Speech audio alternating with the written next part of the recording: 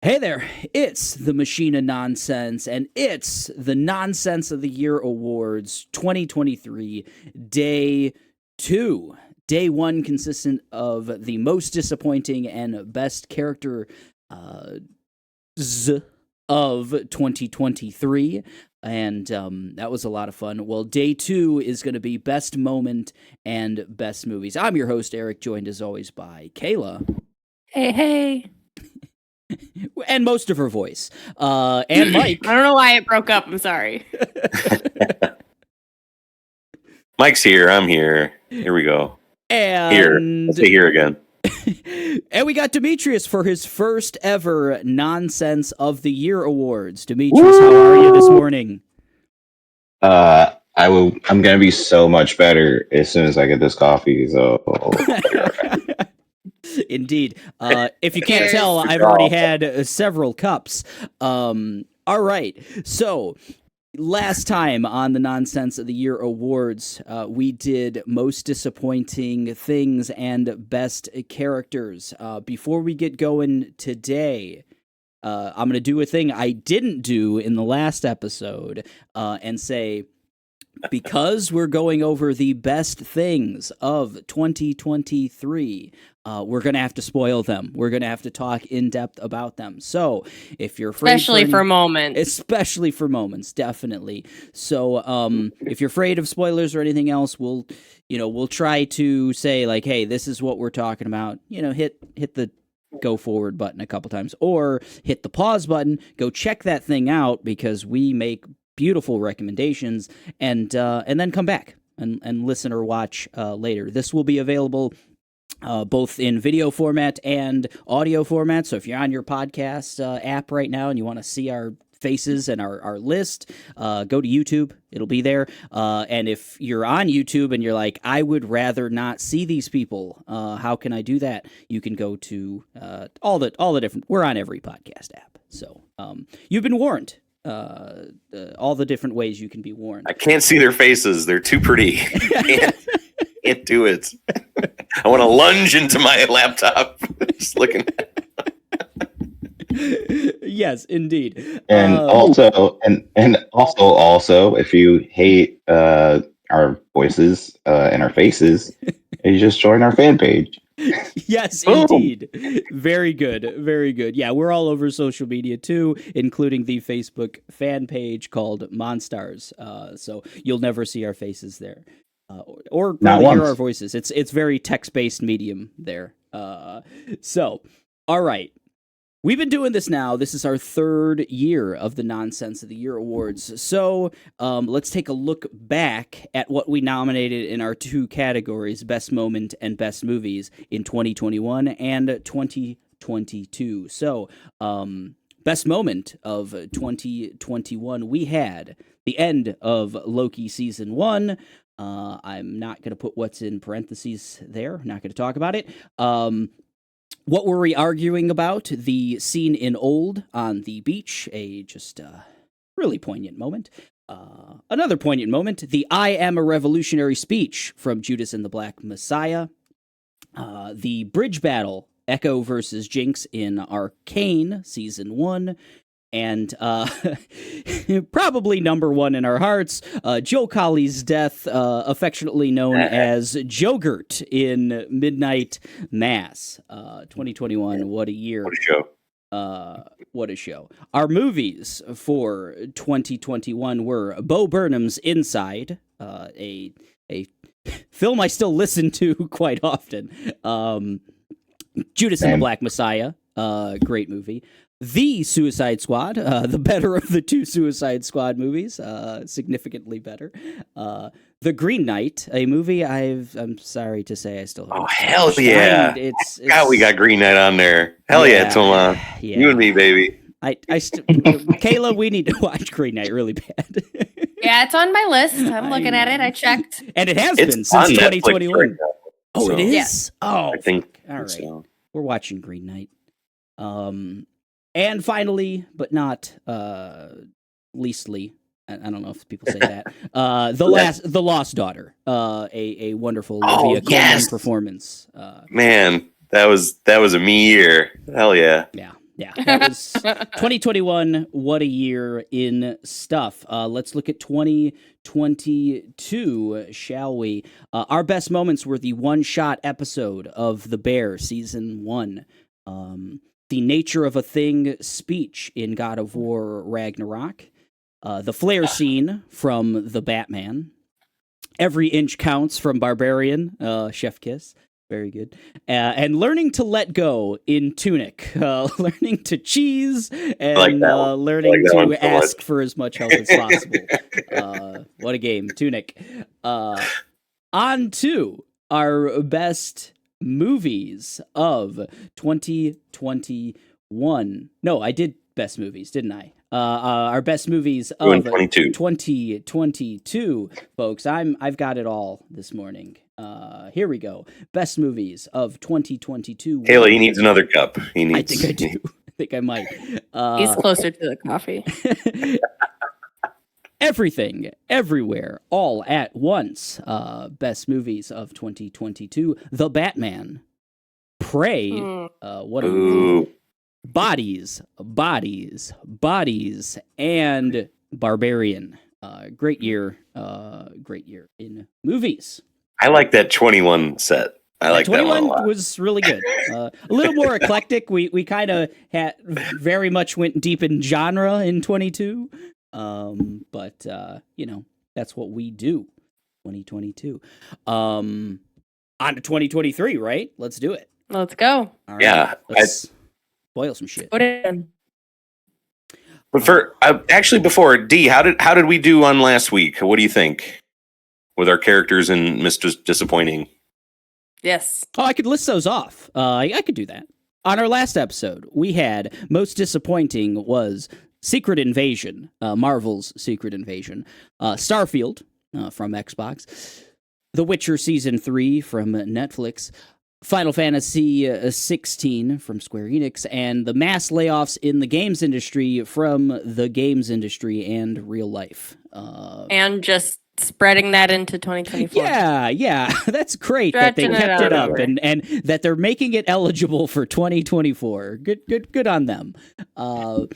Best characters, we had Ken from Barbie, Miles Morales from various Spider-Man properties, Superfly from Teenage Mutant Ninja Turtles, Mutant Mayhem, Karlak from Baldur's Gate 3, and Willie Jack, a 2-time winner of this award from Reservation Dogs. D, what'd you think?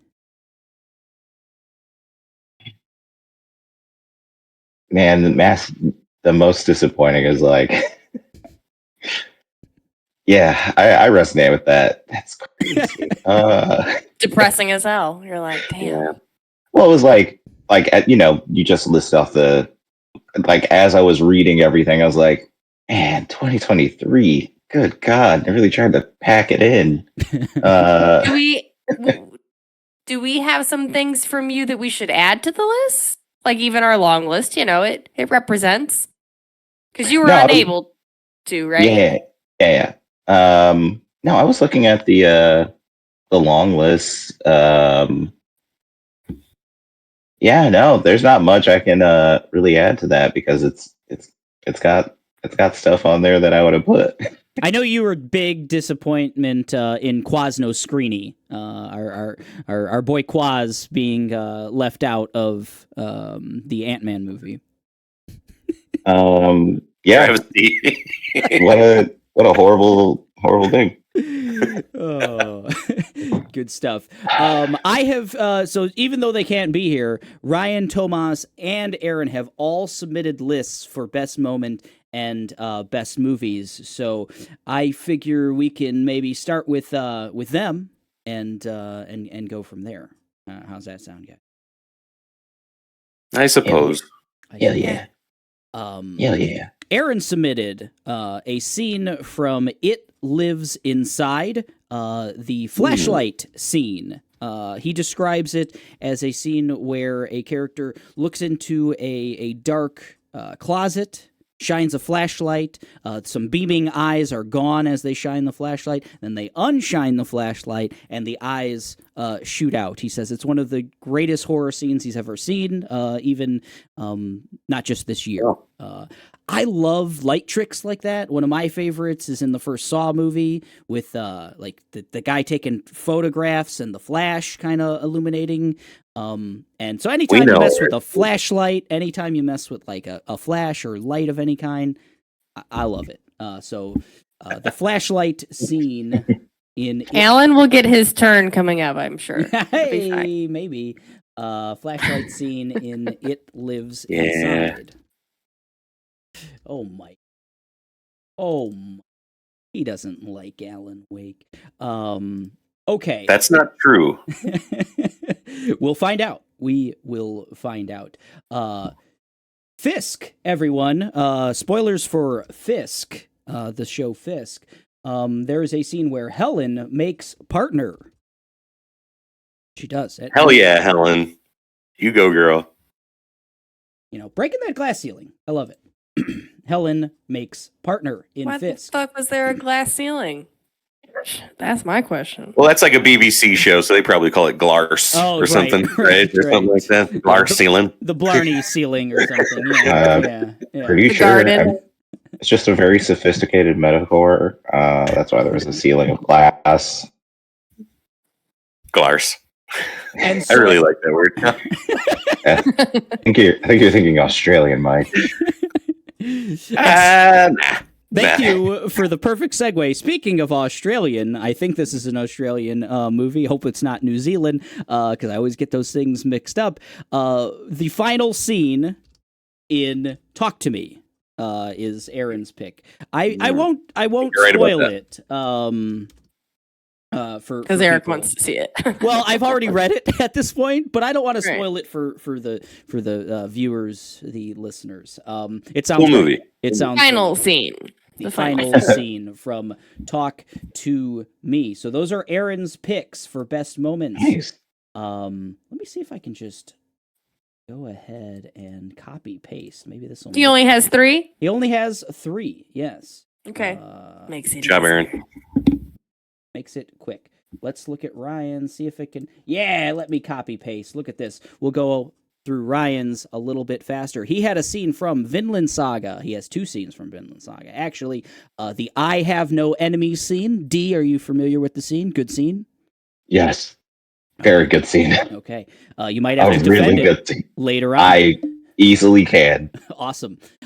He also picked another scene from Vinland Saga. Einar confesses his love for Arnheid.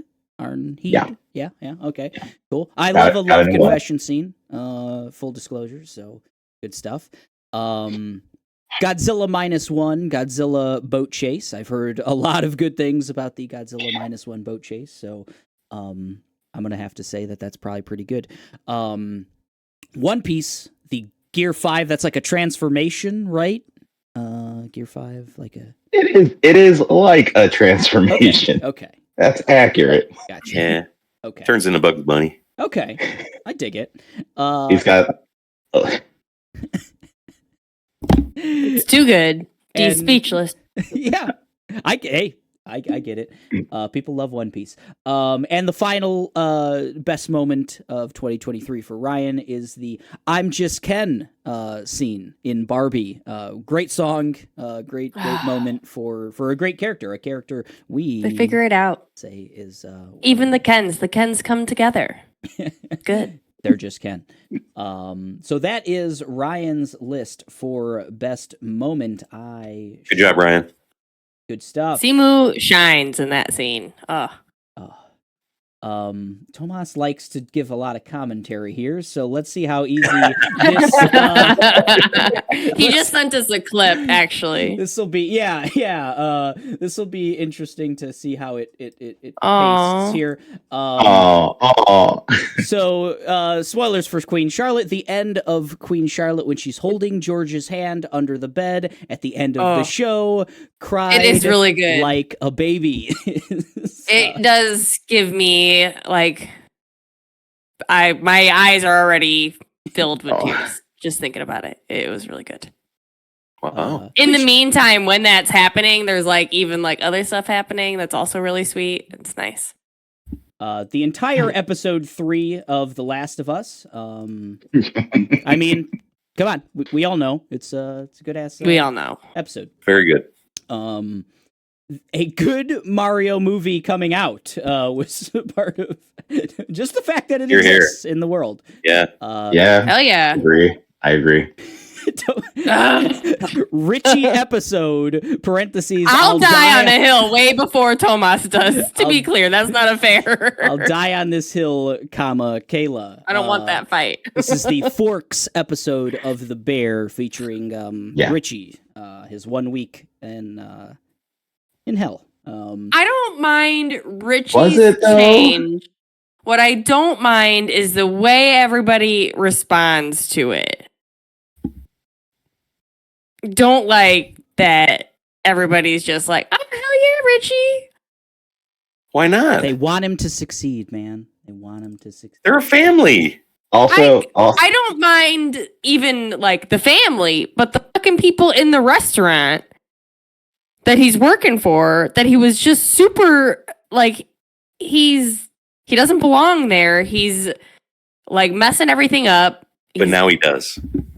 Fucking with my day as that employee, as the dude who was showing him around and laying into him, to then just be like, yeah, Rishi was really cool. No, dude, get the fuck out of here. Thank God it's over. Go back to your fucking Carmi. On to I don't like some more positivity here. Yeah. Poddin' with my hill. y'all. Poddin' with Aw. y'all. Tomas always likes to put a nice heartfelt message in his Makes best him feel moments. good. And Poddin' with y'all. Thank you, buddy. His final. We love you, Tomas. We love He's dying on his hill today, though. We'll see. Last but not least, no, that was all of the moments. That was Ryan, that was Tomas, and that was Aaron. So Aaron. that's it. That is it for them. How about I do my list? Sound good, guys? Yes. All right, let's do it. My best moments. I like to put mine in somewhat of an order, so I'll start with my number fine. My number 5. My number 5. That's a fine 5. It's You a got fine there. 5. This copy paste is very, very nice. I've learned to copy paste in Excel, folks, from a one Excel to another. It's really good. Oh man, that's what happens. That's cool. It's amazing. Loki becomes spoilers for Loki season 2. This is pretty much the final scene of definitely my favorite scene, and in a very the scene is Loki becomes Yggdrasil, the life tree of That's cool. Norse mythology.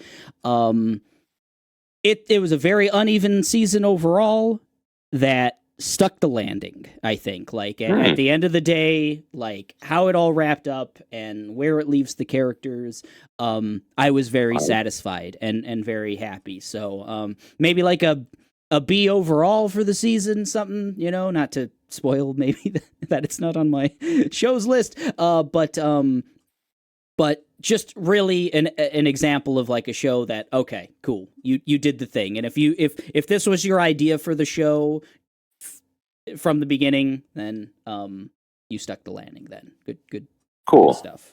Good ending. Shout out to God of War Ragnarok for making that make sense without me even knowing seeing that. So good stuff. This next I don't one, know how I didn't see that coming. Like when I look back at Loki, I'm like, oh, duh. right. I think it's done so well that it would have been hard to. I didn't see it coming at all. I think going into that like final episode and even the scene where it happens, I'm still like, okay, how are they wrapping this up? How what's going on here? The season was interesting, but that was like a light bulb moment. Like, oh fuck, shit, okay. It was great. My number 4 is Flying with Marin in Jedi Survivor, Star Wars Jedi Survivor. A really cool-ass game this year that it doesn't get enough credit because it came out in a year of just a bunch of amazing games. It was a little buggy, as well. But there is a scene midway through this game where you get to fly, and it's really, really cool. It's a big boss battle. It's very cinematic, and it's just cool. And the relationship between Cal and Marin is really they get in deep with it, and them doing this together. They're kind of sharing their powers is like the whole thing. And Yeah, nobody's allowed to have no Night Sister power, but she lets Cal. Yeah. She gives it to Cal. It's really cool. It's because she trusts him. It's just And dang Night Sisters. Dope ass game. Yeah, good game. Fun. It's fun time. You're like flying and then jumping into a portal. You like gotta get into it. It's pretty cool. Yeah. Good game, great scene.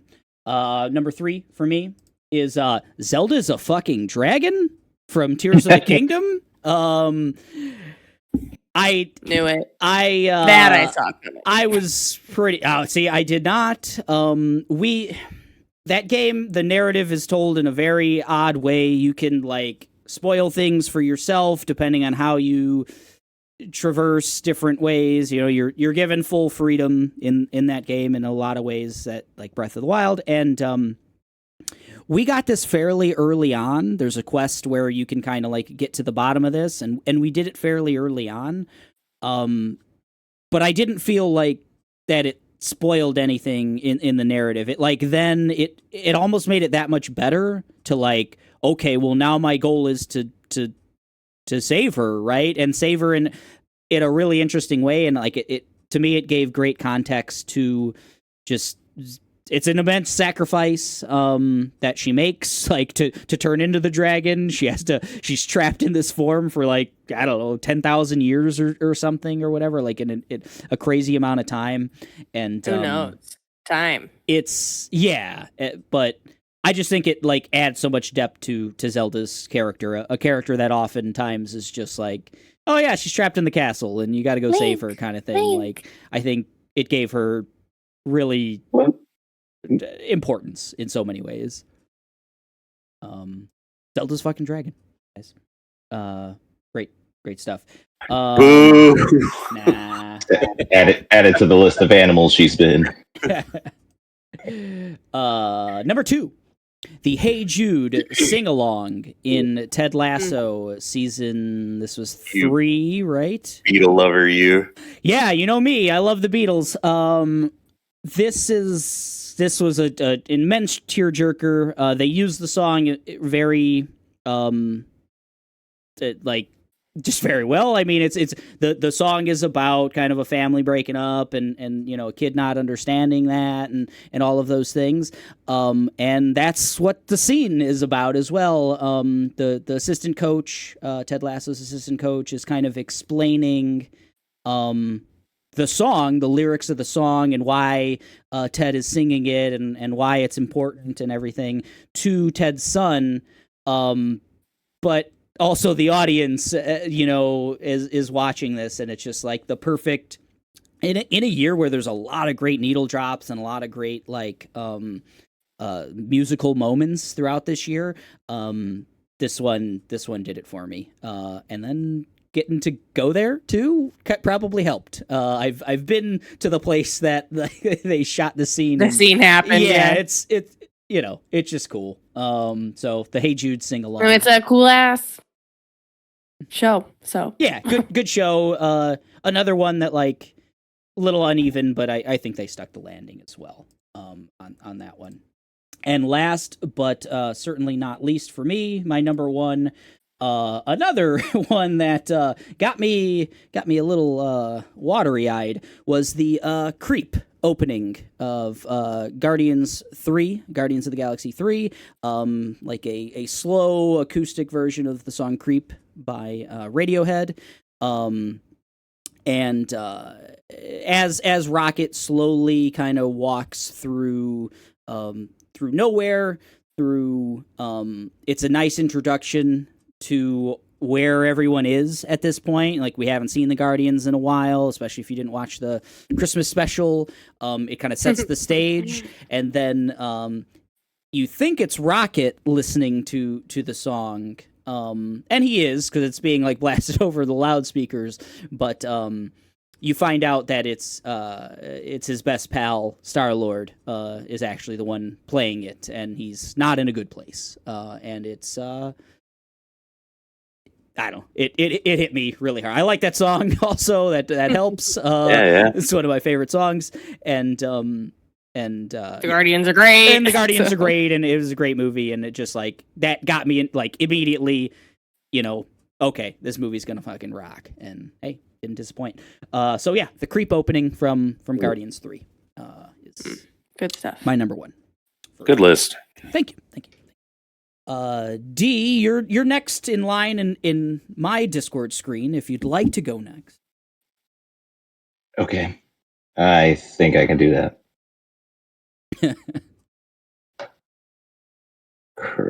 Wait.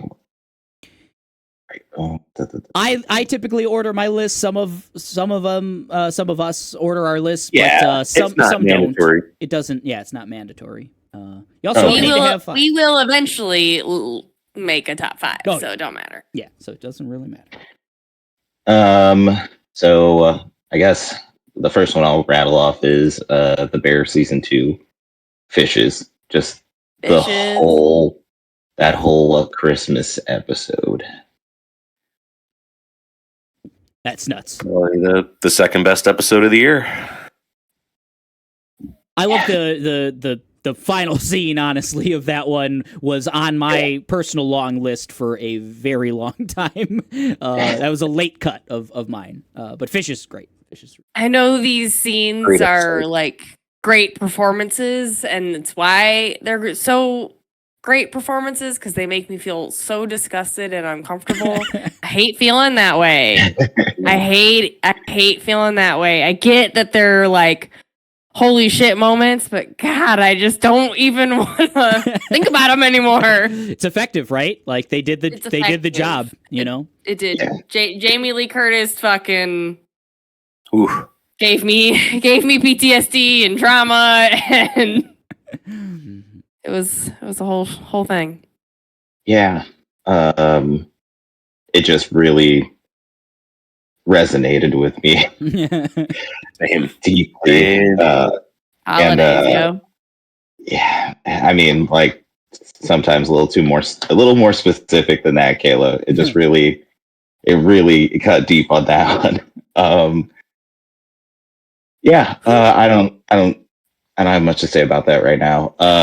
The next one for me is Across the Spider-Verse. It's a canon event. Nah, I'm gonna do my own thing. It's so good. Yeah. Oh my god, so good! Like what a scene, man. Oh, okay, no, yeah, I can When talk. does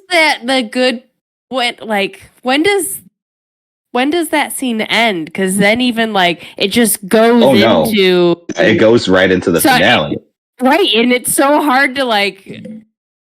Sorry, Ken. Oh, so you're adding like the Fincher fucking 7 ending and everything? I'm just saying, like, right in it, you're just like, all right, this is it. And then more comes and you're like, all right, this is it. Yeah, no. And I think that's why this specific moment that leads, like, the flow of this movie, I could talk about all day. Mm-hmm.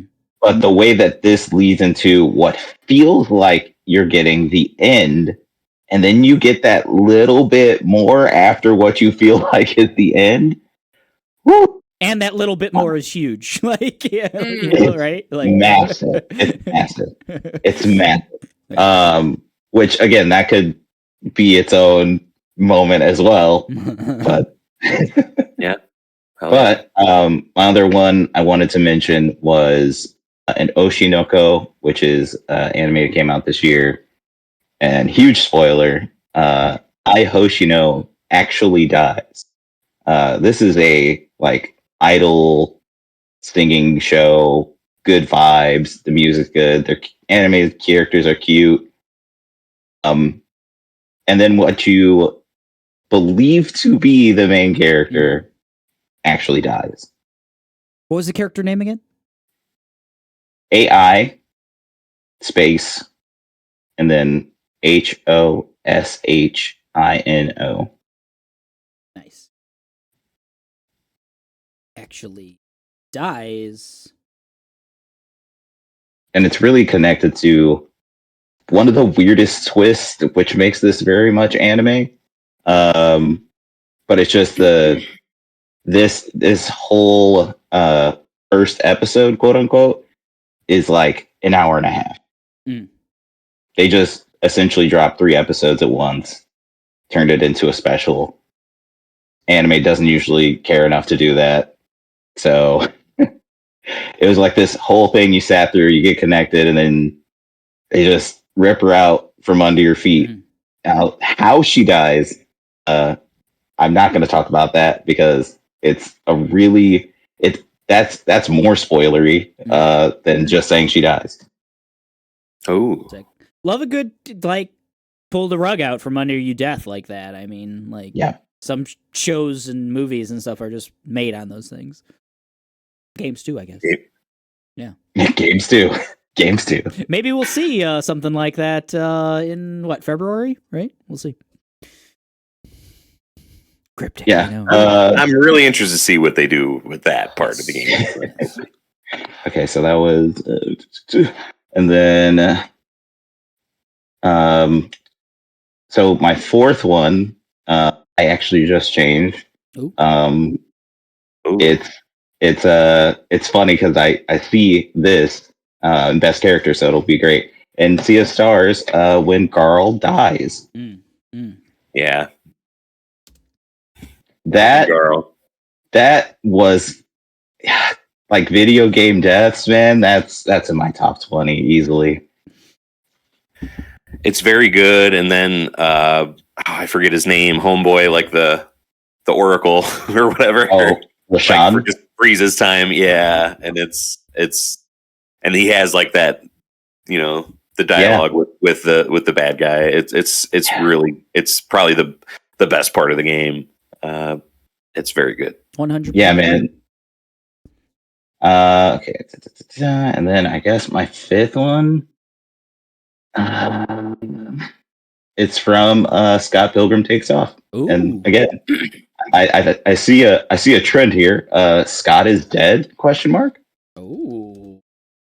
I see a trend here.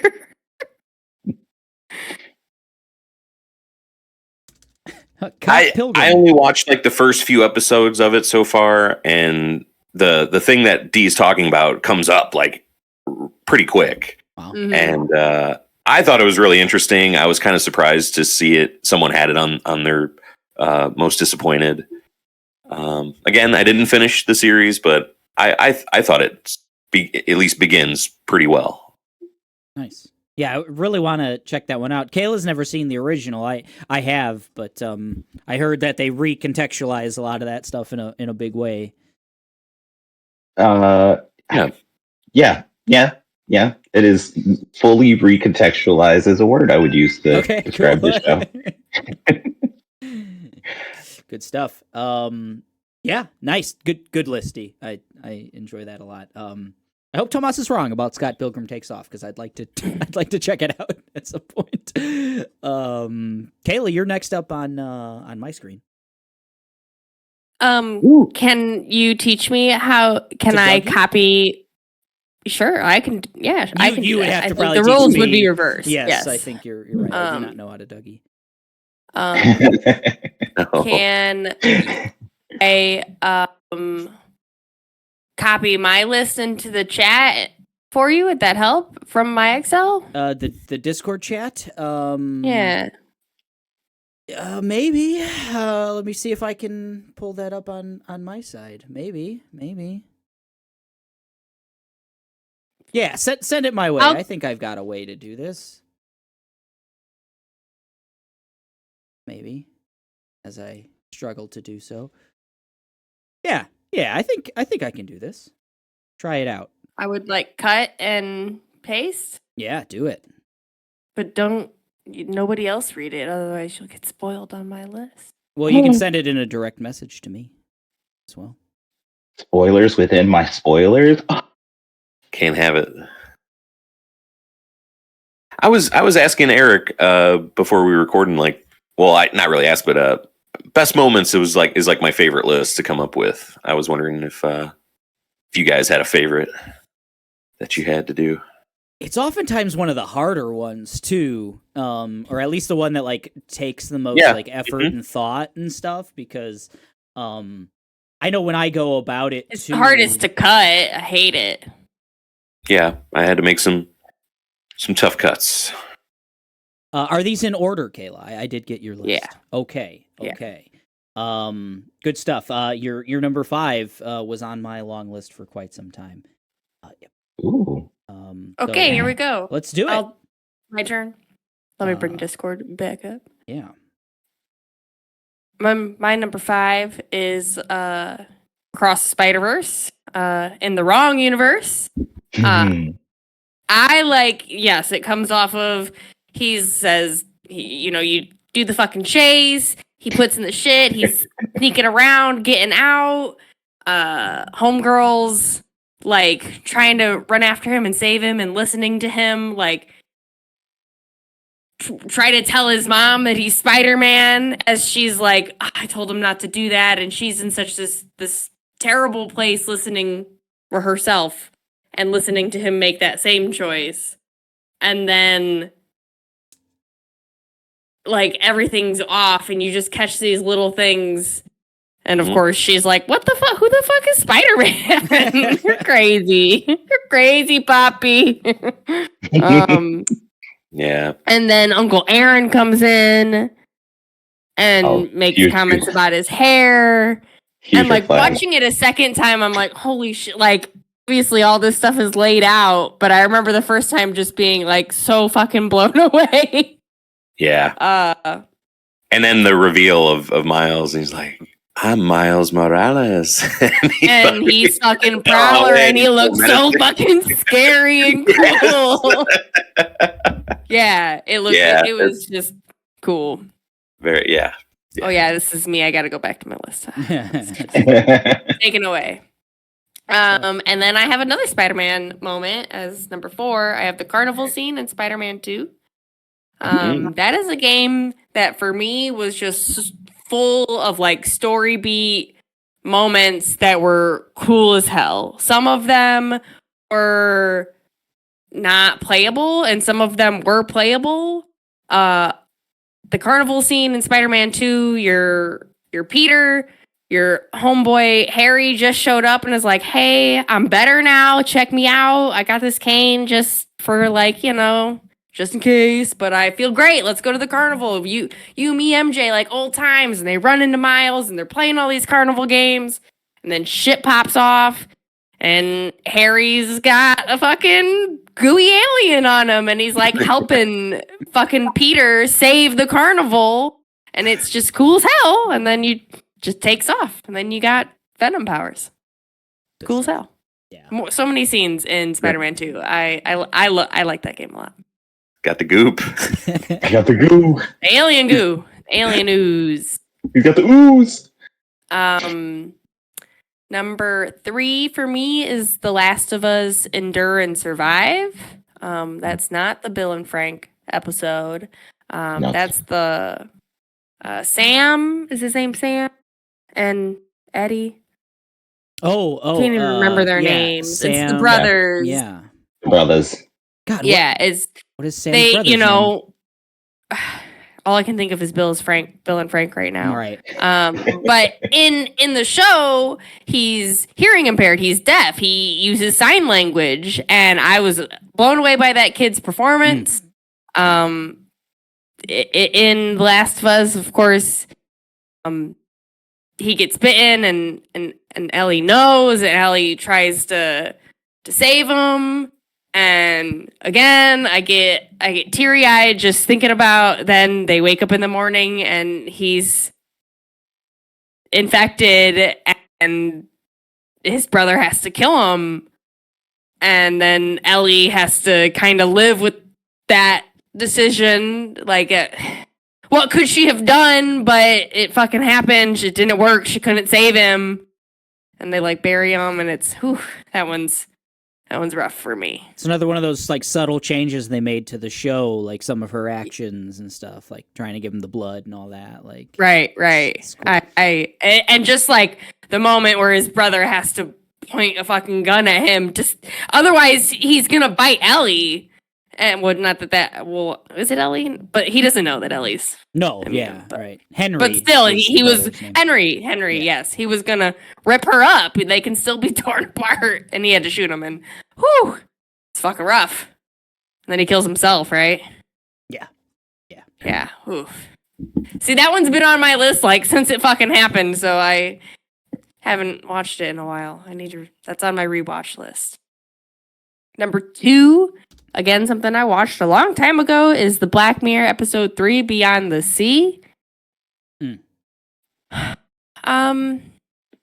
There's a lot to say about this episode. Did anybody else watch it? Yeah, I did. So it's Josh Hartnett and Man, big year Aaron for him. Paul. yeah, Aaron Right. Paul. Yeah. And they're like in Maybe. this alternate universe where they're space people. They're humans, but they are astronauts. But they have like super lifelike doubles that stay on Earth. And they're in space. And like once a week they can come down into their body and be with their family. They like go into the android. And Josh Hartnett Conjugal is like, visit. yeah, Josh Hartnett is, of course, like handsome and popular and famous, and his family's beautiful, and his house is beautiful, and his life is great. But they're weird. It's like like the whole world knows that these astronauts are like robots on Earth, and so some people love them, some people hate them. And this fucking cult comes in and murders his whole family in front of him while he's like a robot. He's got like super strength and doesn't get hurt, but he watches his family while he's physically up in space get brutally fucking murdered. One thing And he to can't note come home. about the cult, led by Kieran Culkin, in a great little cameo. Ooh. Oh man. I don't know if I Amazing. want to tell you anymore because it gets wild. Wild from there. Yeah. Already, that setup is just, I'm in. And Aaron Paul, I should tell you a little bit about Aaron Paul, I guess. He's like this. He lives out in the country. He doesn't have like a phone. He doesn't go to the store. He's like, I'm just here in my little country town with my beautiful wife that I don't touch. I don't touch her because that's a sin to let a robot touch my woman. No. And you can Well. see how So- well that's going to go, you know? Yeah, so it's very wild. Great episode. I'll stop there because you're hooked. You should watch it. Yeah. Great episode. You said That Mike- does sound like a better version of the movie Foe. I was that about to say watched. you saw Foe, right? Yeah. Yeah. It's so interesting that both of those came out last year, but it's great. I fully support that one. Kayla, that's great. Number 1 for me is Barbie. The opening scene. Mm. Hey Barbie. No, not even that one. Oh, okay. I've not even seen the movie that it's 2001: playing A off. Space Odyssey. Oh, Yeah. got you. Right. Gotcha.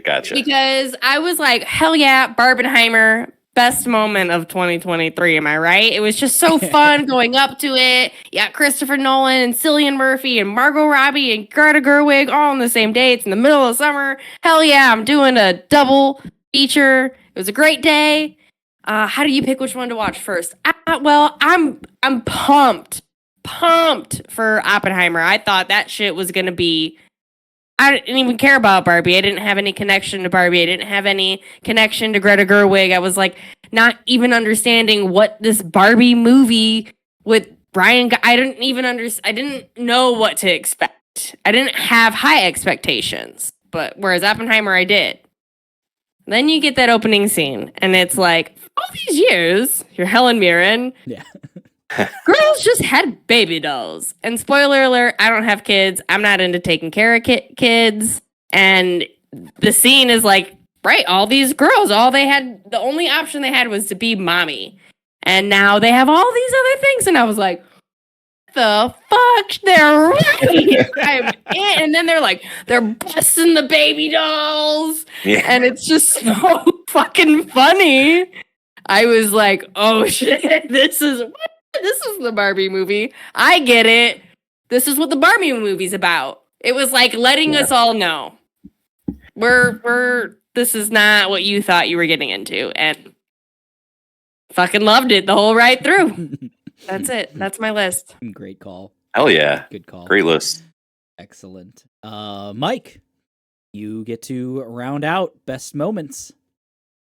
All right, here we go. My first one is Barry Needs a Gun. That's what I titled that one. That's good. It's good. The final scene, or the final season of Barry, late in the season, there was a time skip where Barry has been on the lam. He's different identity now. He's gone like full religious, like kind of at like trying to, move on from his past. But Henry Winkler's character comes back in and he's got to finish him off.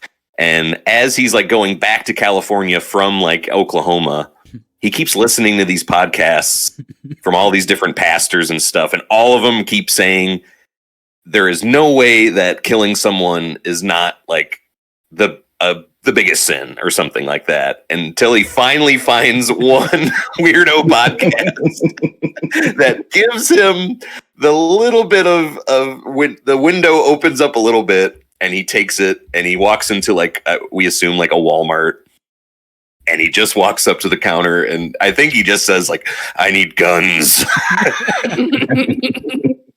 And the lady's just like, "All right." And he walks out fully strapped, like just AR-15s on every limb, and More Than Words from Extreme is playing. And he just walks out, and he gets in his car, and he doesn't take off any of the guns. And he just sits down in the car with all these So good. And a brilliant show, and just one of the great moments from the season. My number 4 is the Bill and Frank twist. Great episode of television. Just I was blown away watching this episode. I remember sending into the Discord like, "Oh well, best moment already got ruined. Like, it happened already." Then And not until the very very end, when they kind of like, it's going to be Frank's like kind of last night. They know that his illness is they've treated it as much as they could, and I'm like, oh okay, this is what his send off. Yeah.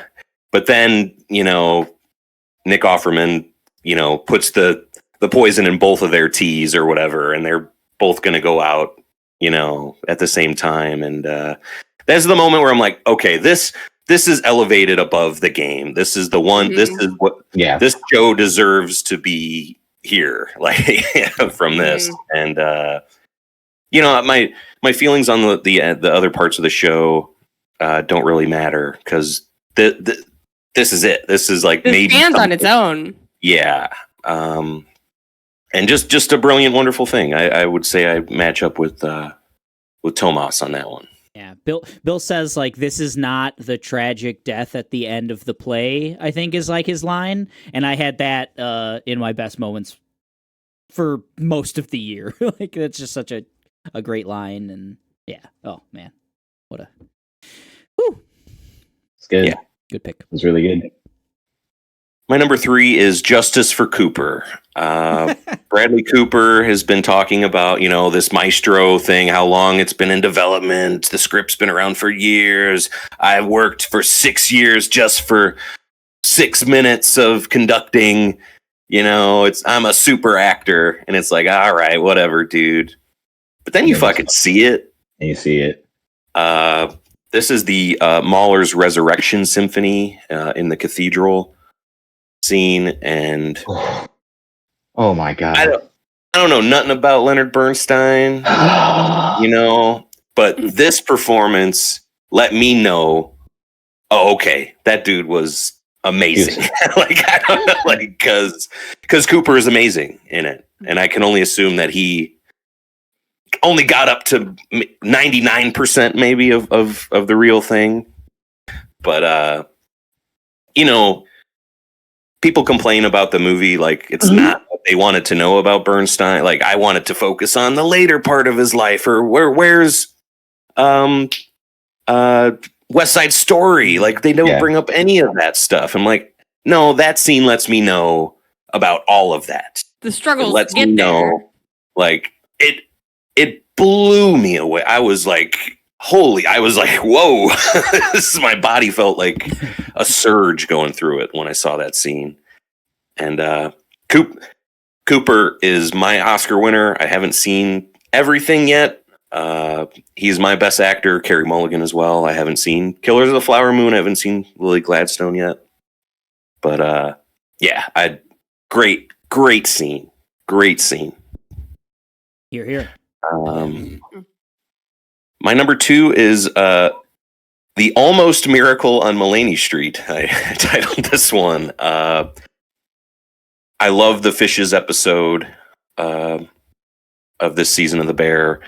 And yeah, it's this, you know, this powder keg that keeps building for this Christmas thing. Everyone keeps saying like, oh, you know, Aunt so-and-so, I forget Jamie Lee Curtis's name. Like, you know, when is she going to go off, you know? And all of these things happen. You know, there's this huge standoff between John Bernthal and Bob Odenkirk right before dinner is served. Great scene. You know, the next episode's called Forks, but this episode could have been called Forks as well. And John Mulaney, he's gonna like say grace basically, and he just gives this beautiful just like you know, anecdote about how he feels, you know, special to be included in this thing. He's like married to Sarah Paulson's character, and he's like, you know, not blood related to the family. And you think like, wow, that did it. You know, that was the perfect thing to do. Cooled it off. Everybody's cool. Yes. You think he pulled like, wow, John Mulaney, holy shit. I've seen John Mulaney do stand up, but I've never thought he could do like that, what he Acting. did. And but he doesn't. It's the almost miracle. And Jamie Lee Curtis still flies off the rocker and drives the car through the house. And just a great episode of TV. Fishes. Yeah, ladies, top tier, so good. My number 1, Eric, are you the champion or are you the herald? Which one are you? I'll be the other one. Herald of Darkness from Alan Wake 2 is my number 1. This is the big musical number of the game. The band performed it at the Game Awards this year, which was great. And what Remedy does, like with just live action stuff included in their games, is just one of a kind stuff. Mm-hmm. I love it. And it's basically just you're playing as Alan, and all these, you know, you're basically like going through backstage studio stuff, and on these huge screens is just displaying this awesome fucking rock concert going on. It's the song, the full length I think is like 13 minutes. And each section of this is just like a new, like you're going through verse 1 of the song, and then the solo, and then the end, like, and there's a breakdown part, and this song's fighting enemies while you're running through. You're getting your flare gun, which was like, oh yes, the flare gun from the first game. This is so cool. You know, you're shooting the flare gun. There's pyrotechnics going off, and I don't know. I really love the song. First and foremost, it's been stuck in my head forever now, and I just love the moment. I love it. the stage directions and stuff are great. Like they're on the floor, like stand here, and like Right. enemies coming over here. Like, Yes, and on the screen you're seeing the actor for Alan Wake, but the voice is Dr. Darling from another thing. Like, and you're seeing just seeing Sam Lake up there, and the choreography is so fun. and Wow. it's so it's fantastic. I think it's Wild. worth watching out of context. You know, like what, like I did. Yeah, right. Yeah, like, I think it's just like so fun. Like even if you don't ever plan to play the game, it's just like I think that is so cool. Well, now I have to. Now I have to play the game. Oh, Now I yeah, need more context. You should. You know, and there was a similar kind of moment in Control that kept, like, there was a lot of hype for, and I kind of, I don't know, that one didn't hit as much for me as this moment was, and this moment kept getting, I was like, wait till you get to that part. I kept hearing on every podcast, it's the We Sing section, and it lived up to the hype. I loved it. Yeah, hell yeah. Hell yeah. Ashtray Maze was good, but I think you're right. Yeah. Took the cake. All right. Wow. We have a massive list of best moments. We didn't really have any double ups per se. Yeah, we have some ones we can say would count, I think, like the Fishes episode and the Last of Us. yeah. Yeah, The Last of Us, yeah. True. So do we want to say, Like, do we want to, I could admit that I wanted to put Bill and Frank on mine too, but I knew it would be on here, so I went with something else just to have it also be mentioned. So I'm fine with the Bill and Frank being definitely in best moment. okay. Yeah. So I'll bold cut the Bill and Frank like twist, I think is probably the best way to put it, or Bill and Frank changes, something like that. Like, I think that's Just episode. I'm fine with it being the whole episode. That episode, yeah. episode 3. It's so Yeah, me good. too. It's everything, yeah. 3, Bill and go with that. Episode 3, Bill and Frank, The Last of Us. I think lock that in. I think we all love Fishes as like an episode, as like a concept. I like it better than there the are Richie like episode. 10 different best moments in that episode. I think. Right. Right, Hold on. right. Again. Yeah. I do I agree, but I have to defend the Richie episode a little bit. Because the only thing I'll say is just something you mentioned earlier, Kayla. You said the way he changes. He does not change. Richie doesn't change. The way he treats people does. He's a passionate guy that really loves restaurant. And at the top of this episode, he meets someone who's exactly the same as him, but has found a way to focus it in. So when that guy is sending him off, he's like, I knew you were like me. I just didn't know if you were going to be able to, redirect. Like, it wasn't like, God, that's why I love that episode too. It wasn't like a big transformation episode. It was like, we've seen him care a lot about the episode up until like, he just, every episode he cares. He just couldn't figure out where in the puzzle he fit because he was distracted by personal stuff. And once he was able to kind of just focus on him and have to only focus on him, like, oh, God, it's just, that's also a really good episode. And then again, he just, like you said, he just changes the way he passionately communicates. Speaking as a passionate communicator, I totally get that, but it just rubs me the wrong way. Yeah.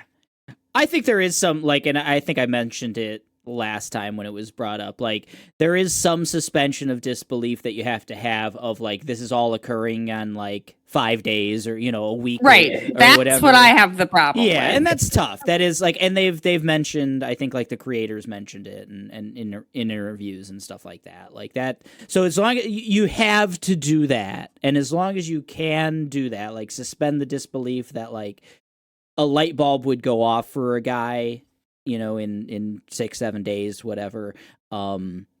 If you can believe that, then yeah, it's phenomenal because like I think it's everyone around Richie that really makes that episode. It's like he's having to absorb all of this and take it in, and oftentimes like wrestling with it, but it's like as a viewer of the episode, you're seeing Olivia Colman, what she's polishing silverware or whatever else. She's like, this world-renowned chef or whatever else, probably a multi-millionaire or whatever, known world around, but she's doing this menial task, right? And like that shit, that's meaningful, right? And then like the guy just saying like, oh yeah, I don't want to cook, I want to serve, like I want to like be a part of this, and like this Right. is those type of things, like so Richie's almost just like the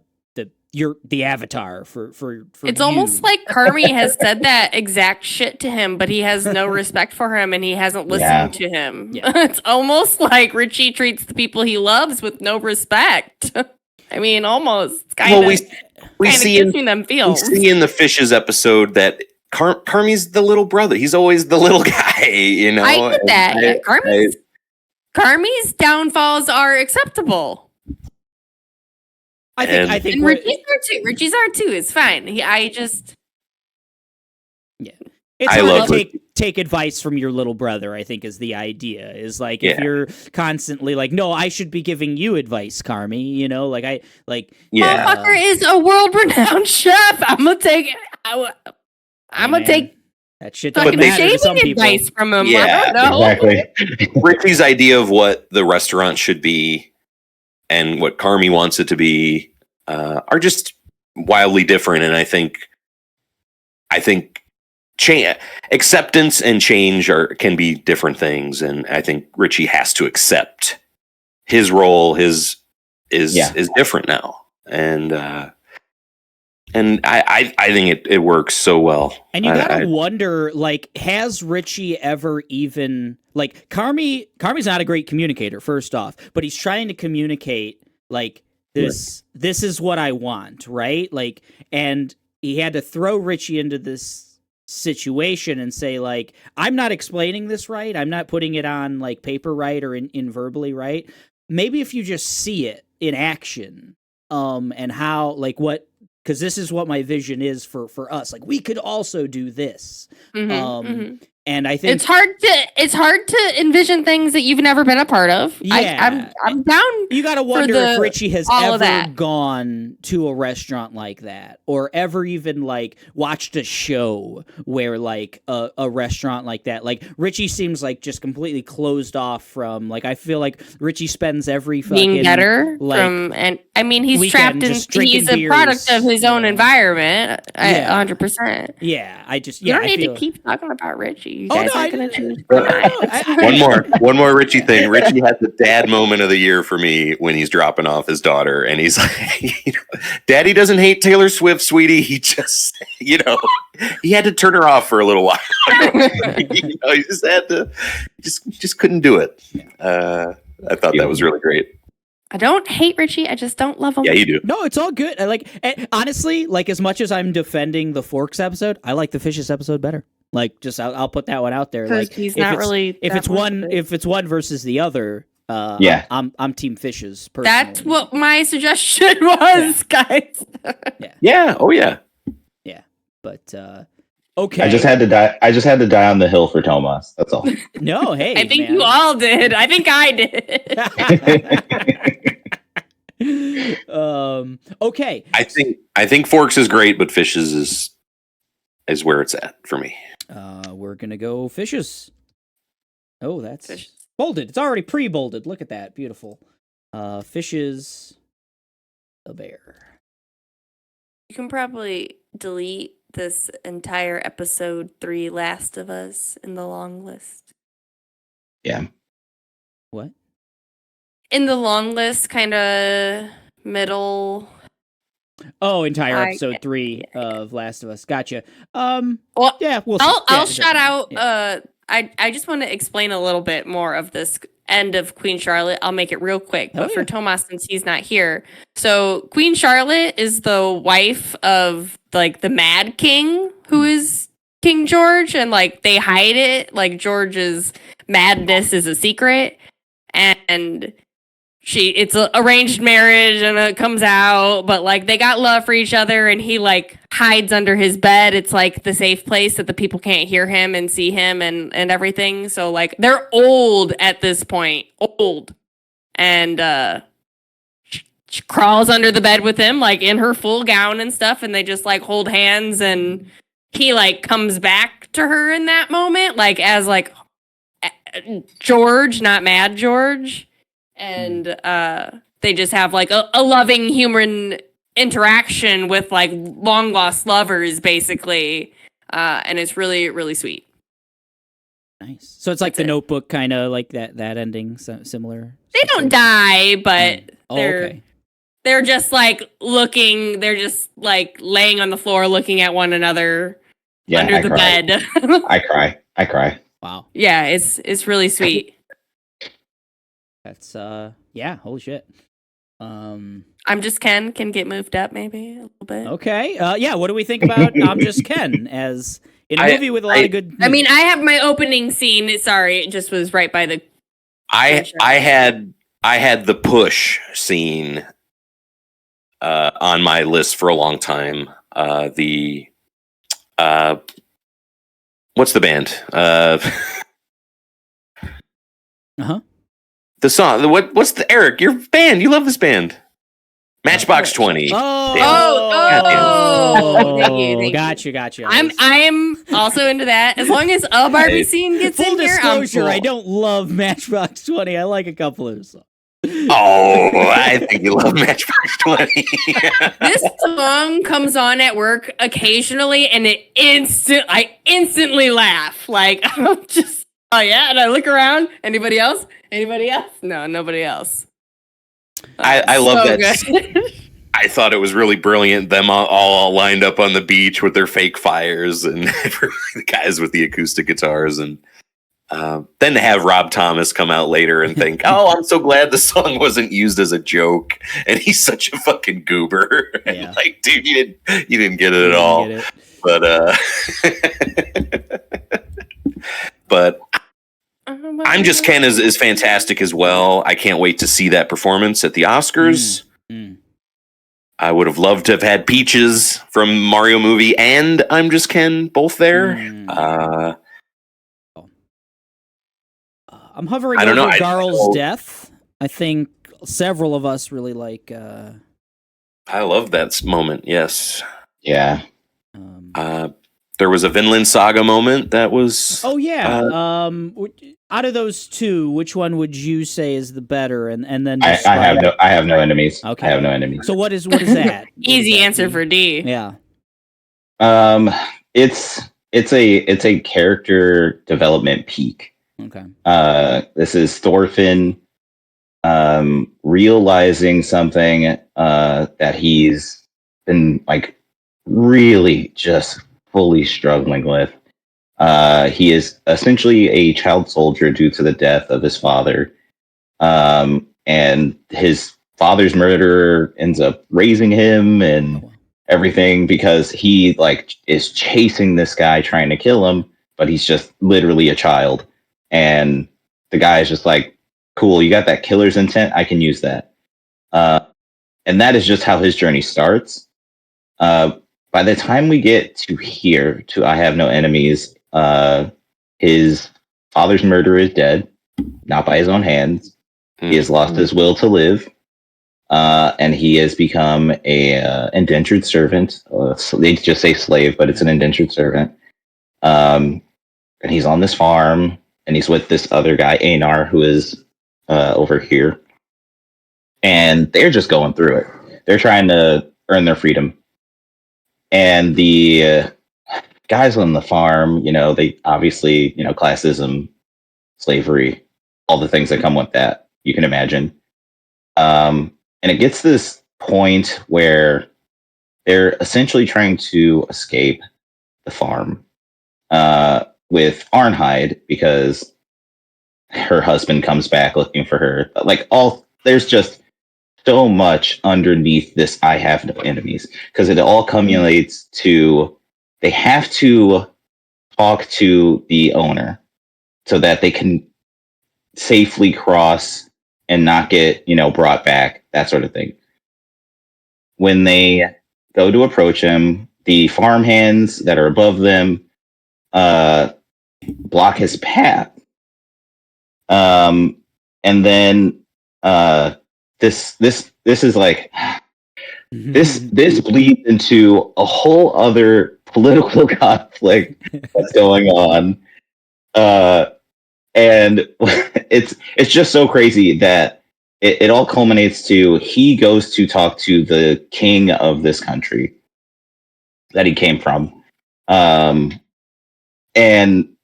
the warriors there, which is they're all Viking warriors. They're not going to let him pass. They're like, well, you have to beat us, and he's like, I'm tired of fighting. I'm tired of bloodshed. I'm tired of death. He's like, what can I do to convince you to let me talk to him? And they tell him that he has to survive like 100 punches, and then he can, proceed through. And just that, and the follow up of, again, it's so hard to like fully put into like a synopsis words because it is this like really like poignant scene of him like realizing that the world where there's so much death and slavery and all this shit going on, that there's no enemies for him to fight. He has no enemies. He has to find a way to live. And it's just like Thorfinn's whole character arc leading to this. It's like all these little moments I mentioned. I tried to not get too long-winded about it. He has this amazing character arc that we see him grow from a boy that loses his father to this man who wants to, instead of take away from the world, just find a way to live, find a way to put something out there that matters. And it's just such a beautiful message of like, not so much pacifism, like realizing like when you take something, you're taking it from someone. You're taking a piece of their happiness away. And it's just going against the whole conquering and yeah, I don't know. It bleeds, and it's so good. He sounds like a real Richie. Kayla will love him. I think Kayla will love Thorfinn. Thorfinn? Cooler. Thorfinn is cooler. Good stuff. Okay. Even D says it. I loved One woman Mike's. sounds good. I loved Mike's impassioned plea for Bradley Cooper to win Best Actor, especially because he's not going to, unfortunately. I don't think there's any buzz That's there, unfortunate. but Cillian Murphy does not deserve an Oscar for wearing a fashionable hat for 3 hours. That's all he fucking does. I mean, I will say, like, if you're talking straight transformations, like who transformed on screen, yeah, it's fucking Bradley Cooper. Like he makes that movie go in a big way. So I feel very strongly about that one. I think Bradley Cooper was very good in terms of Maestro, and I think it's one that'll bleed into 2024 because there's going to be a lot of talk around the Oscars of what Bradley does next or doesn't do next when he doesn't get it. Yeah, Herald of Darkness should probably be on our I thought we were going to match on that one, Eric. Disappointed. It was in you. I had a different scene on my long Oh, list okay. of Alan Wake 2 for a long time. I think the opening scene of that just gripped Oh, okay, me. the True Detective scene. Yeah, just really gripped me. Yeah. But Herald of Darkness is fucking dope, and if it's not in our top 5, that'd be sad. What do we have so far? What's our top 5? I think we have episode 3, the Bill and Frank, just all Just everything the with top that. 2. We have fishes. I think we were locked in on both Yeah. of those. I think we need I think we need to find out Pick what a we do about Barbie. Barbie and Spider-Verse, and then we need Yeah. to find one more that we love to add on. Cool. Let's pick Does that Barbies. sound good? Yeah, I'd say in a movie that is so smart about its like gender politics and like how it champions like also the what I don't know what the term Liberated man. the liberated man, men's rights, whatever you want to say, men fenders. I think it does such a good Yeah, men job vendors. of like in a movie so much about feminism. I think it also like does good for men, like it champions Ken. Cleverest movie ever. So all I of love that is it. to say, I'm Just Ken is like a real microcosm of that. Like it's I really love Kayla's epiphany though. Of like It was a as moment. of like, oh yes, she's not just a piece of play. This isn't just a movie about Barbie goes to I very much Hollywood had or something.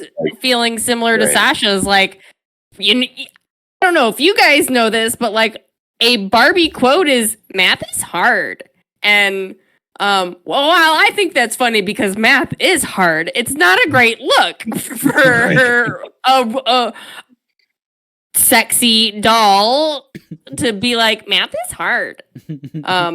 So that was my vision of Barbie, and that's another reason why I didn't love what this Barbie movie was gonna be. I didn't understand it, and then I was like, "Oh, you know what? That is a great way of looking at it." the opening And scene. I wasn't honestly. I haven't been involved, like given much thought to Greta getting snubbed for Best Director. I'm pissed, Yeah. but Well, now I am because I really like how you put it, Caleb. Like how she turns something into nothing or nothing into something, you know. Just- And, it was something and that it's has a brilliant. negative. It And- has a negative connotation, and she just fucking like made it something beautiful. Yeah. Barbie is great. Snubbed. Snubbed hard. I was so mad all day. Have you guys seen the meme of Jesse Plemons? No, I don't think so. From, he's in Killers of the Flower Moon or whatever, and Yes. he's like, I'm I'm here to see about the oil that's been stolen or whatever. And there's a meme format, and he's like, I'm here to see about the movies. Who's snubbing them? really, That's good. Great. That's so serious too. Jesse Plemons, our golden god right now. Yeah, Um, yeah, I like him. What's our list? Our list is the opening I'm scene in- of Barbie. Our Fishes. patron saints? Mm. Patron saints. Oh, patron saints. Oh, yeah. Clemens. I think we should be. Barbie opening, put it up there. Yeah, I did. I bolded it. Cool. I threw it cool. up there. Now we got a Spider-Man. Let's do what did D Canon call event? it? It was more clever than me. It's a canon event. Yeah. Yeah. Because that includes the whole It bleeds right into like that. run, but even like the canon But event we get the chase specifically scene is- though too, right? We get all the That- chases. It includes Right, the right. chase scene. It includes the Greatest chase villain scene. of Yeah. 2023. Yeah. It's so good. Literally, I'll say this now, even though for Guardians, I literally in my long notes it says like Yeah. Guardians 3 the whole damn movie. Oh, wow. I wanted to pick a moment, but every time I would think about a moment, it bleeds right into the next one and bleeds right into the next one. It's hard to pick. Yeah. A good Mario movie coming out. That's fun. Yeah, I love that creep scene in Guardians. I mean, I talked all about it. Garl, his death from Sea of Stars. I think the one thing, and it's really what left me with a sour taste in my mouth about that game in a lot of ways is it ends up kind of sort of being meaningless. Like Garl doesn't actually die. Hey, I would just like to counterpoint real quick. If you have to do a collectathon to get a true ending, that ending ain't true. Hey, here. Here. Video games forgot how to end in 2023. You're right. Yeah, Scroll Garl, up like, for me, Eric. Let's scroll up. Please. I disagree with Eric, but that's okay. His sacrifice is phenomenal, but then it gets erased. I don't know. But still the scene and No, it still everything matters. around Like, it. I don't know. It's good. His death is silly good. poo-poo. It's good. The concept of borrowed time, Yeah. the concept of borrowed time, and that just kind of being this somber back note to that final adventure is it's been a while since I felt like a fantasy game was really a fucking fantasy game.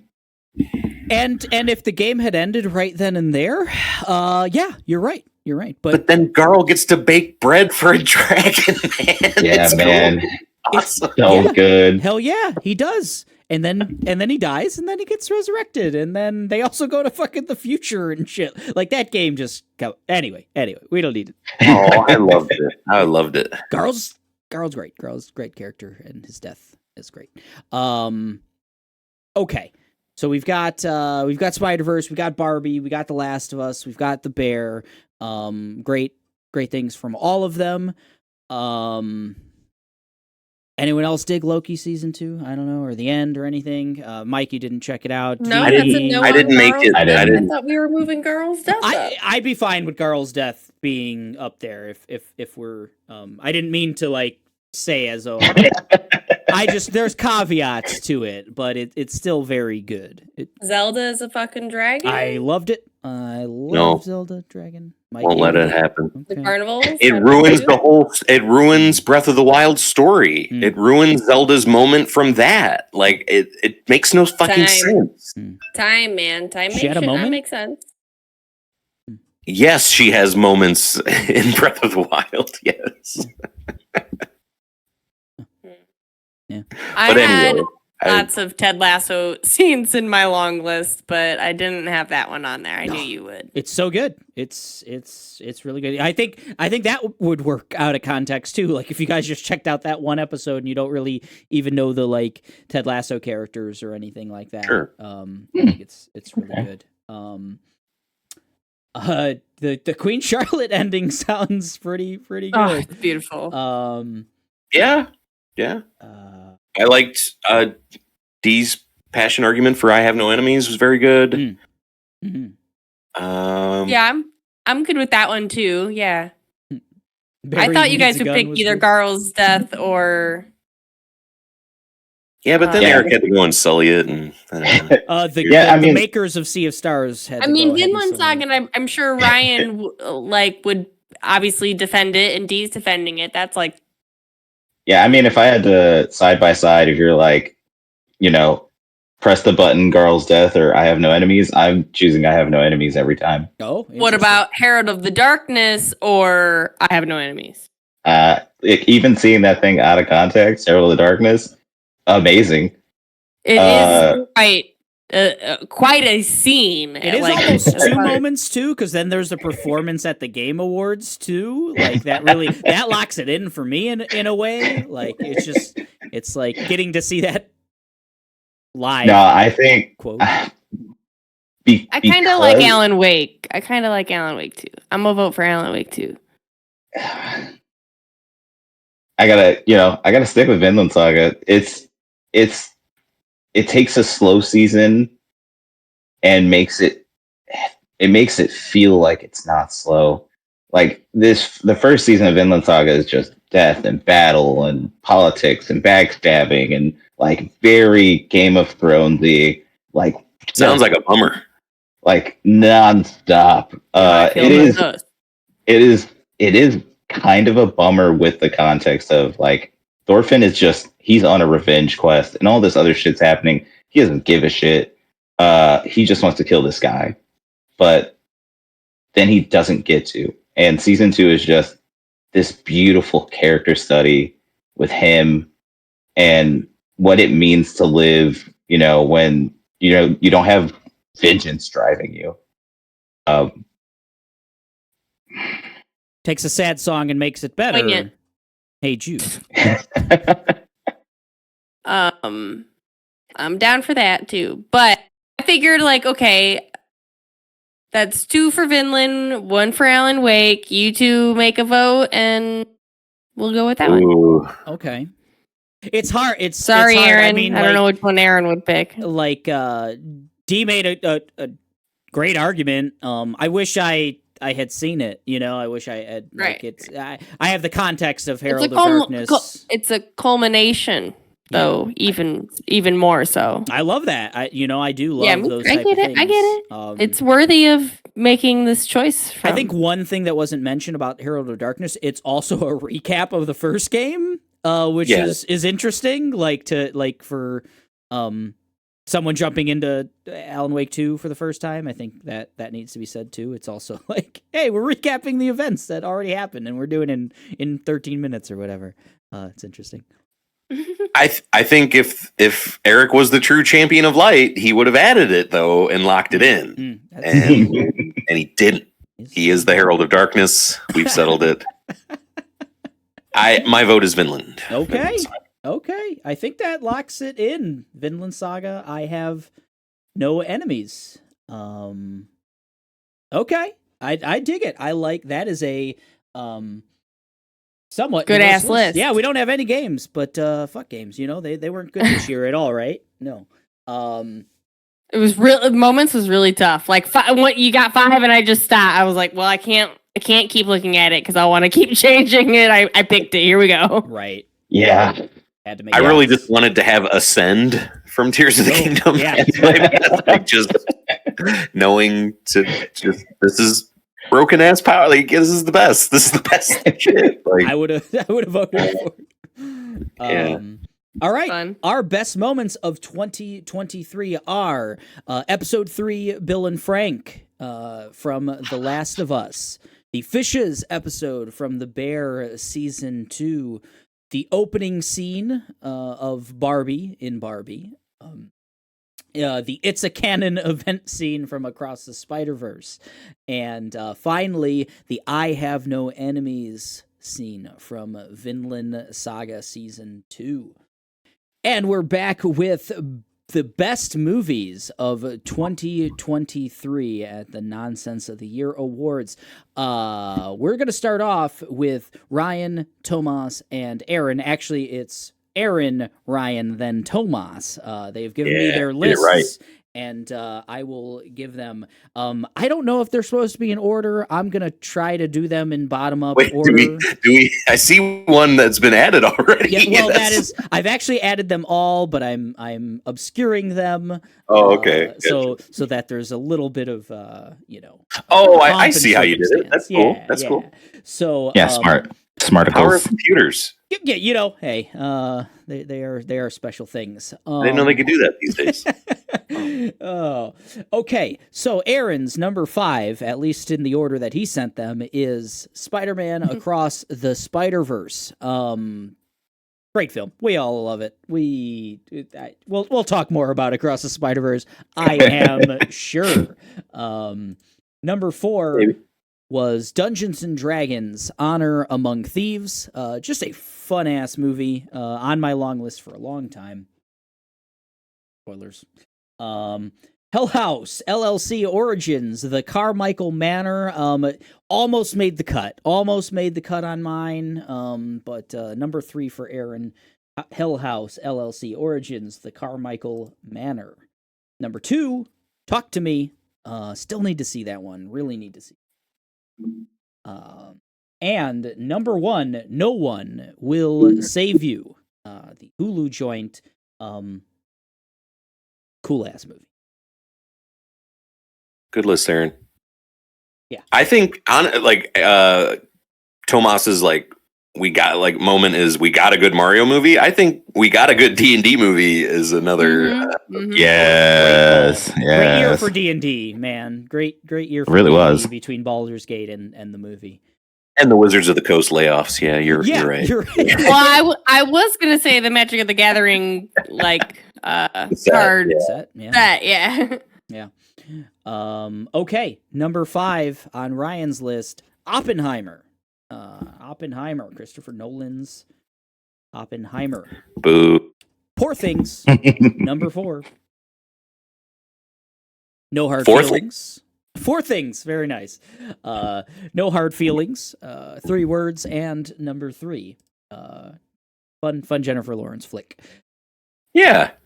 John Wick Chapter 4 for number 2, and Good movie. number 1, Godzilla -1. So I guess it's 0 then, because if it's first on its list and it's -1, you can do the math. Godzilla -1. Tomas's come in no order, I'm sure. He's not an order guy. He's not an order man. But Mr. Nelson's list. I'm gonna read them how he wrote them. Just Super Mario. Just Super Mario. Just Trolls. I think this might be the 3rd or 4th Trolls film, but is it Trolls band together? I think is this. Okay. Mm-hmm. Kids loved it. Trolls. Got some We got bops a in it. new NSYNC song because of that Sick. film, Sick. and it's Got pretty some good. bops. Got some bops. Elemental for Tomas. And last but not least, Ninja Teenage Turtles. Mutant Ninja Turtles. I'll have you know, he capitalized the other ones, Elemental, Trolls, and Super Mario.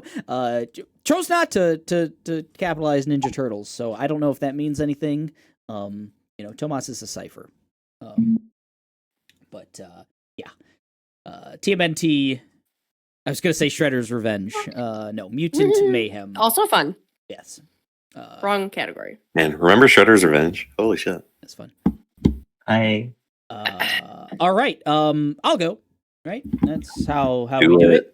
Where's mine? Pretty good movie year, right? Pretty Loved it. pretty good. I doubled up with Aaron, also in the same spot in 5. I put Across the Spider-Verse. Ooh. I enjoyed that first movie quite a bit, the first Spider-Verse movie, and this one just like improved upon everything. I don't know, like in ways that I didn't really think were possible, because I love the characters of the first one. I love the animation and stuff, and it just, I don't know, they just kept going in wonderful directions, and I'm so excited for 2026 or whatever when we get the follow-up and the wrap-up, apparently, of the Spider-Verse saga. So Across the Spider-Verse, I doubled up on that one for number 5. Miles Morales, great character. Number 4 for me is, looking weird here, Leave the World Behind. Just was talking about this movie yesterday with a friend, hopefully getting her to watch it. Katie, you should watch Leave the World Behind. We went to a beach, and it was weird, and it gave me Leave the World Behind vibes. A movie of scenes, I think, just like little vignettes, little like moments, a movie of moments that just really hit me. It couldn't make my best moments list, but the teeth scene will live with me forever, I think. In Leave the World Behind. Take care of your teeth, folks. Yeah. The best M. Night Shyamalan film that's not made by M. Night Shyamalan. I'll do a copy paste. I forgot that I could do that. Number 3 is Guardians of the Galaxy Volume 3. Love that movie. From the creep opening to everything except the after credits, I guess. The after credits is kind of a bummer to me.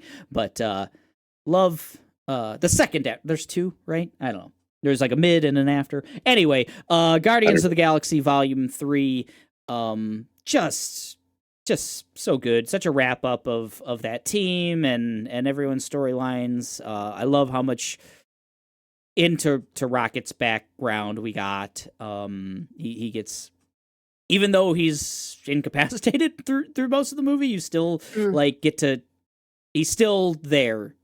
He's still the central focus of the film in many ways.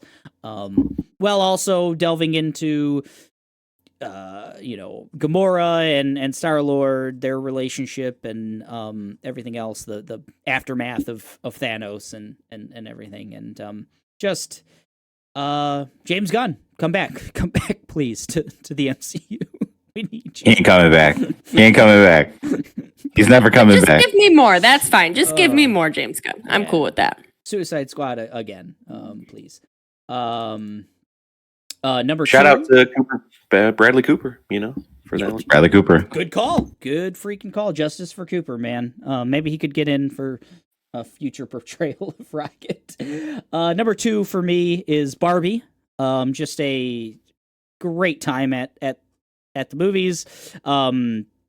Piggybacking on a lot of things Kayla said. Like, I was more excited, I think, for this, but I didn't realize it was going to be a pseudo musical. I didn't realize just how smart it was going to be and everything else. I like Lady Bird. I love Little Women, and Barbie just takes it to that next level. So, the creativity of it is just the next level. Like Lady Bird and Little Women, like for one, Little Women is like an adaptation, You're working off of something already, and Barbie is too, technically, but like you really dug into parts that haven't been explored before of Barbie. Like, yeah, Barbie's gone on adventures, but that's not what this movie was. Barbie's gynecologist dug into some area. Hey. I feel like And that we should have talked about that scene, because that's the scene that like launched 1,000 gynecological visits, or at least the question of a billion little girls. Women's What health. is that? Cheers to women's health. Let's go. Right. So Barbie, just a fun ride, and the most fun ride I had this year in a theater was John Wick Chapter 4. I doubled up on that with Ryan. That was an early part of the year, right? Had to get on my phone right away and put that, like, okay, well, this is probably making my, top 10 list or something this year. And nothing could, like, unseat it. Even, saw a lot of movies, see a lot of movies every year. And just a ride, man. Just like, I had 3 John Wick scenes on my best moments list, and I just thought, like, okay, that's silly. I'm already nominating it for best movie. Why, let's give something else some love. But like the Hotline Miami scene, the stairs, the Arc de Triomphe, like just the introduction of Kane. I had Kane on like my third short list. Kane's so fucking cool. The doorbells, like, goodness gracious. I like the like video game top down fight. That was so good too.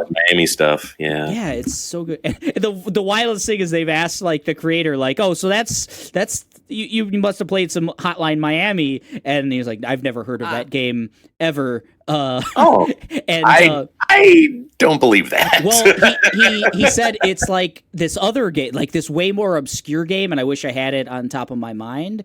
But it was just obviously a game to me. So it was inspired by video games, but not the video game everyone thought it was inspired by. It was some other. That's interesting. Okay. Yeah, I wish I had that in front of me, but yeah, they asked. They've asked. Like IGN has asked. Like, oh, that's obviously like Hotline Miami or like GTA, like one of the first GTAs, right? Like that you're going off of, and like, no, actually, it's whatever, some arcade game or something that like was way more obscure. Smash TV, probably. Yeah. You love to see it. Yeah, but just the most fun I've had in a movie theater for a long time, and it just continues to just live in my mind rent free, as the kids say. Right? They still say that. I have no idea what kids say. Probably a millennial Kids thing. don't say anything; they just stare at things and text mean things. That's all they do. Good stuff. The kids are all right. Yeah, John Wick Chapter 4 is my number one film of 2023. D, what are your lists? Hey, hi, what's up? Hey, everybody. Just go ahead and super lock in John Wick Chapter 4. I'll italicize it after I bolded it. Yeah, do the same thing with Across the Spider-Verse. Good shit. Also, Dungeons and Dragons Honor Among Thieves is on my list. Ooh, Boom. man. And so is Guardians 3. It's a great movie. So good. Now, what's that? That's most of my list there. The only other one I have on here that I really like had a strong connection to was it's weird thinking about it, but I really liked No Hard Feelings. Fun movie. Mm. But the caveat is that it wasn't as good as the Super Mario Bros. Movie. Boom. Oh, Super Mario Brothers movie. Mario. Brothers Bros movie. Good stuff. Good stuff. We're gonna have probably more boldings and more italicizings than we have spots for, but we'll get to that when we cross that. Kayla, your top 5 movies of 2023. My number 5 is John Wick. Hey. 4. Wow.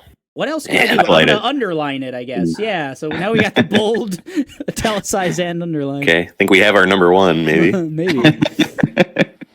There's more bolding to be had. But I got Teenage Mutant Ninja Turtles Mutant Mayhem. Oh, yes, Ninja Turtles. That's the true title there.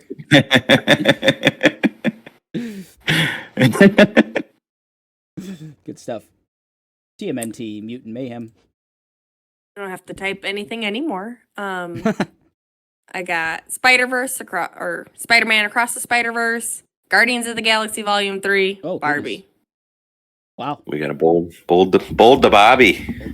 Bold the Barbie. Not italicized yet or underlined, so we'll see. that might be not on the list. Mike, you get bam, bam. All right, get ready to type. I hope you didn't get lazy over there. There you go.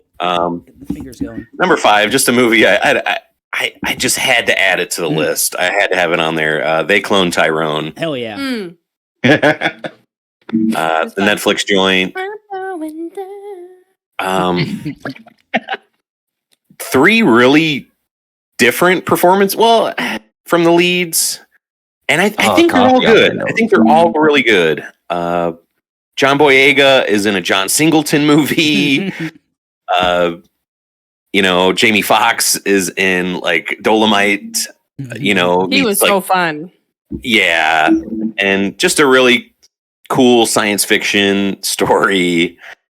Very, very funny, very witty, very well written, I thought. And I don't know, it felt like in Living Color, like how Saturday Night Live became like all these movies and stuff. If In Living Color could have had that, I feel like that's like this movie fits in that. Like just a Living Color sketch that got blown up into something bigger, into 90 minutes. That's a good call. And I really enjoyed it. I loved it. Number 4 is my spooky of the year, Cobweb. I just thought it was so well done. It's small, it's really just Anthony Starr and Lizzie Kaplan and their young son. Pretty much the whole movie. Lizzie Kaplan gives such a creepy, cool performance in this one.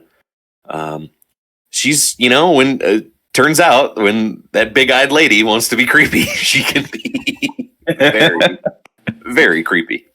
And it just felt like this mix of like Tim Burton and Wes Craven and all like these things that I grew up liking in horror.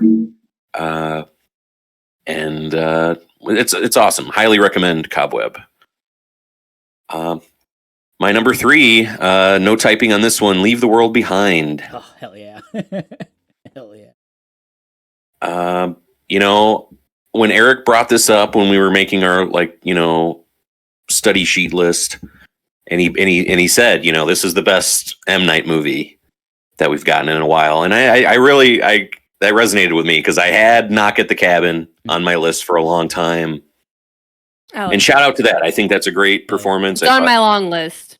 I thought Batista was great in it. His character I had on my short list as well. I want to ask that character if he went and saw Kiki's Delivery Service or not. But no, I think this movie is just better. Leave the World Behind. Great performances from everyone in it, and just a really I love this kind of plot device of just like shit's gone down, and what do we do? I can't wait for Civil War, like later on this year. And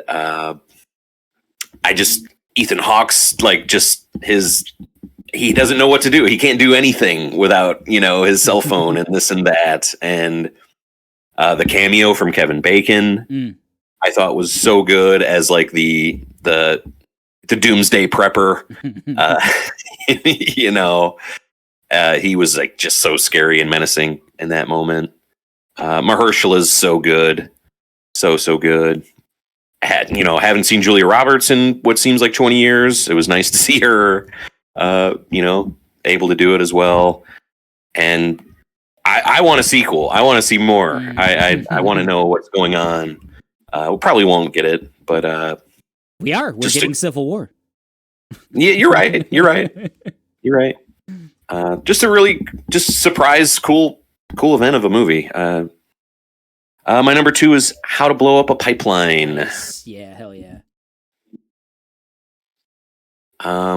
This was my Oppenheimer. I don't know. I've heard a lot of people like, oh man, the Trinity test. I was on the edge of my seat. Like, nah, man. These kids making a bomb to blow up just a section of a pipe was so much more hair-raising and tense than anything in Oppenheimer, I thought. Great movie. And my number 1 is Spider-Verse. Yeah. Gosh, what can you do after you've bolded, italicized, and underlined? Yeah, let's make it red for Spider-Man, right? Love red it, love black, it. Red and black, baby. I don't love that first movie. I'll catch flack for that. I don't like the way it looks. I just didn't connect with like really Miles or anything, I don't know, in it. And this one, like starting off with Gwen Stacy and just having these juxtaposed different art styles right from the get-go with like that weird, the vulture scene at the beginning, and it just keeps going up and up from there. I loved Miles's parents in this. All the scenes with them. We talked about it earlier, but that chase scene it's like the most unbelievable animated movie scene ever. It's the best. And I don't know, like that ending, I said it on the pod. I was in I think my theater did not have AC. I'm sweating so much. And I had no thought of leaving, and just could not. I wanted more and more. And this movie kept getting compared to like Empire Strikes Back. And yeah, whatever moment those people had for Empire with that, Vader scene. That's what I had. I had that exact moment with this. It was like, whoa, they're doing that. Wow. Like, I thought it was exceptional. I loved it. Hell yeah. And that's why it's our number 1 movie of 2023. I'm locking that in. It's already at the top. It has been bolded. It's been underlined. It's been italicized, and it's been highlighted in red. Cross the Spider-Verse, man. What a trip. John Wick Chapter 4 has also been bolded, italicized, and underlined. And Guardians of the Galaxy Volume 3 has been bolded and italicized. Before we figure out what the last two are, I want to give a little bit of a shout out to some things that are other people kind of threw on there. No One Will Save You, one of the coolest alien movies I've seen in a while. Just almost no dialogue in this movie, which is interesting. And I think it's a really cool primer for seeing Caitlin Dever take on the role of Abby in season 2 of The Last of Us. I'm not really into the casting, but she still does a phenomenal job in this movie of like being a physical ass actor. Like it's cool. It's Home Alone against aliens in a lot of ways, and she's a badass. Really, really cool. No hard feelings. I've heard Jennifer Lawrence is really funny, like in real life and stuff. I've never really seen it much in films. I think she's a good actor. Until No Hard Feelings. I think she was very funny, and the beach scene is just Beach scene is insane. so fucking funny, man. Like, I laughed so hard during that scene. I cannot. I was so ready for this movie to go like just lean into those rom-com tropes, and just every time I put my guard down, they subverted a rom-com trope, and that's why it made like my long list.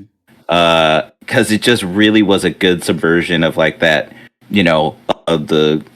two people make each other better rom-com, premise, which, ultimately they do, but not for the reasons and the tropes that usually happen. Yeah, hell yeah. I like that movie a lot. And How to Blow Up a Pipeline, Mike said it. It's like that's the real Trinity test. Is like that movie to me is way more tense and way more like anxiety inducing in multiple ways. The bringing together, it's funny because it's similar. It's like a bringing together of like people who don't know each other and might not work well together and might be subverting each other and stuff. You don't know, like, is someone a cop, whatever. Like that's all in Oppenheimer too. I haven't put much thought into the parallels between those two movies until Mike brought it up. But yeah, just so tense and just a bunch of unknowns too. I think that's another thing is like Oppenheimer is just packed to the gills with like the best actors of our generation, and How to Blow Up a Pipeline is just I don't know any of them. Kids. And they do just a great college sports. funny. But yeah. They really put it all out there. Just wanted to. Yes, they do. Be quiet. And they cloned Tyrone too. Great pick. I like. I like Tyrone. Yeah. If you guys do get a chance, so you should watch Godzilla -1. I'm into it. Yeah, it's really good, and they're doing a black and white release. Ooh. That version is 5 minutes from my house, and I kind of want to check that out. Oh shit. But Ooh. So it's and just they got the all-star talent for this movie, man. It's I if it hadn't come out when it did, if it came out this year, like beginning of this year, but I mean last year was just so stacked, man. Is it as good, like looking as they say? Because it had like a $15 million budget or something. But people say it's like way better than anything the MCU visually has like come out. Yeah, that kind of thing. There's a seamlessness and care that they clearly took, like trying to really make you feel like this is actually happening. And it just realism. Man, yeah, it just looks so good, man. If I had to, if it was just based on that, I would bump it up here with the big dogs. But I mean, these other ones got that and story and the acting. Like these, it can't hang with the big boys. I dig it. Okay. So we're probably locking in. Well, we're definitely locking in Spider-Verse, John Wick 4. And I think Guardians of the Galaxy Volume 3, we'll talk. But we've got also bolded. We've got Dungeons and Dragons: Honor Among Thieves, Teenage Mutant Ninja Turtles, Mutant Mayhem, the Super Mario Brothers movie, Leave the World Behind, and Barbie also got multiple nominations from us. So let's talk. Let's do we lock in Guardians? Is that enough for like the 3 spot? That it No. got okay. Mike says no. Y'all loved Guardians 3, like Loved it. loved it. Loved huh? it. Watch it again recently and felt no different. Loved it more. Loved I it. Alright. I just rewatched yesterday. Oh, You can put it 5 or 4. We can. I don't mind that. or 6. We can move 6? things. Or 6? We can move things around. Classics. I mean, 6. Convince me not to love it, Mike. Do it right now. Convince me to not love this movie. It's not as good as the other 2. Mm. I mean, sure, the other 2 are 10s, and maybe this is a 9, but it's not a good argument. well, 2's like a 13, and 3 might be a 10 or something, maybe. I don't know. I I just don't. I don't have a lot of good feelings for the MCU right now. Now Will you TMNT. leave John- Are we leaving John Wick at 2? I love it. Okay, so we're It picking was on. 3. It was on like 17 lists. So Spot number 3, TMNT. I'm into that. Okay. We'll see how that looks. well, we got Barbie as well. We do. I have want Barbie on there too. Okay, Right. Okay. TMNT. It was really nice. I think Spider-Verse, if we're comparing the 2, like not even a conversation to have. But we did Look- get like there's characters that even have like made the lists and stuff, so it's worthy. It's good. Yeah, I We all like liked it. I really like it. I can't wait to have more of it. The needle drops and that, like hearing De La Soul, I know, was so good. I think Mike's right about like comparing Spider-Verse to TMNT. It is a drop, but then I also compare it to the Super Mario movie in my mind, and I'm like, I think that's superior. Like I think TMNT's superior to the Mario movie. I agree. I love the Mario movie. I love that it exists. Sure. I love that it's pretty good. It's Good. very good, and it's Good, beautiful, and the music. We've seen the turtles on screen a lot. We have not seen Mario even once on screen in a good way, until this year. Yeah. So. Yeah, and I mean, like, as much as Mutant Mayhem like has all these like really fun like beats, the chemistry of those boys, so Even good. casting kids, was a great, thought. It's such a swing, right? It's such a swing for a movie. But I mean, Peaches though. I mean Jack Black though. Those fucking Keegan Michael Key though. Like it's not Seth the Rogen. most elaborate. Well, you can say that, but he's in both. Yeah, that's what I was avoiding. That I think as far as like, since they're of like a very similar caliber, obviously we have a lot of love for both of those. I think Impact, Super Mario, head and shoulders above Teenage Mutant Ninja Turtles. But I liked Teenage Mutant Ninja Turtles more. And That's fine. Right, but I think that it does such a fine job of leaning more into the Seth Rogen of it and giving us like adult comedy and children's comedy, because a lot of you guys have kids, and I know Aaron's daughter watches this movie every fucking day. I could too. Like the like such balance that it has of like having a really meaningful story that we can all relate to, whereas like Super Mario doesn't. It's kind of like the lackiest of story. Teenage Mutant Ninja Turtles does.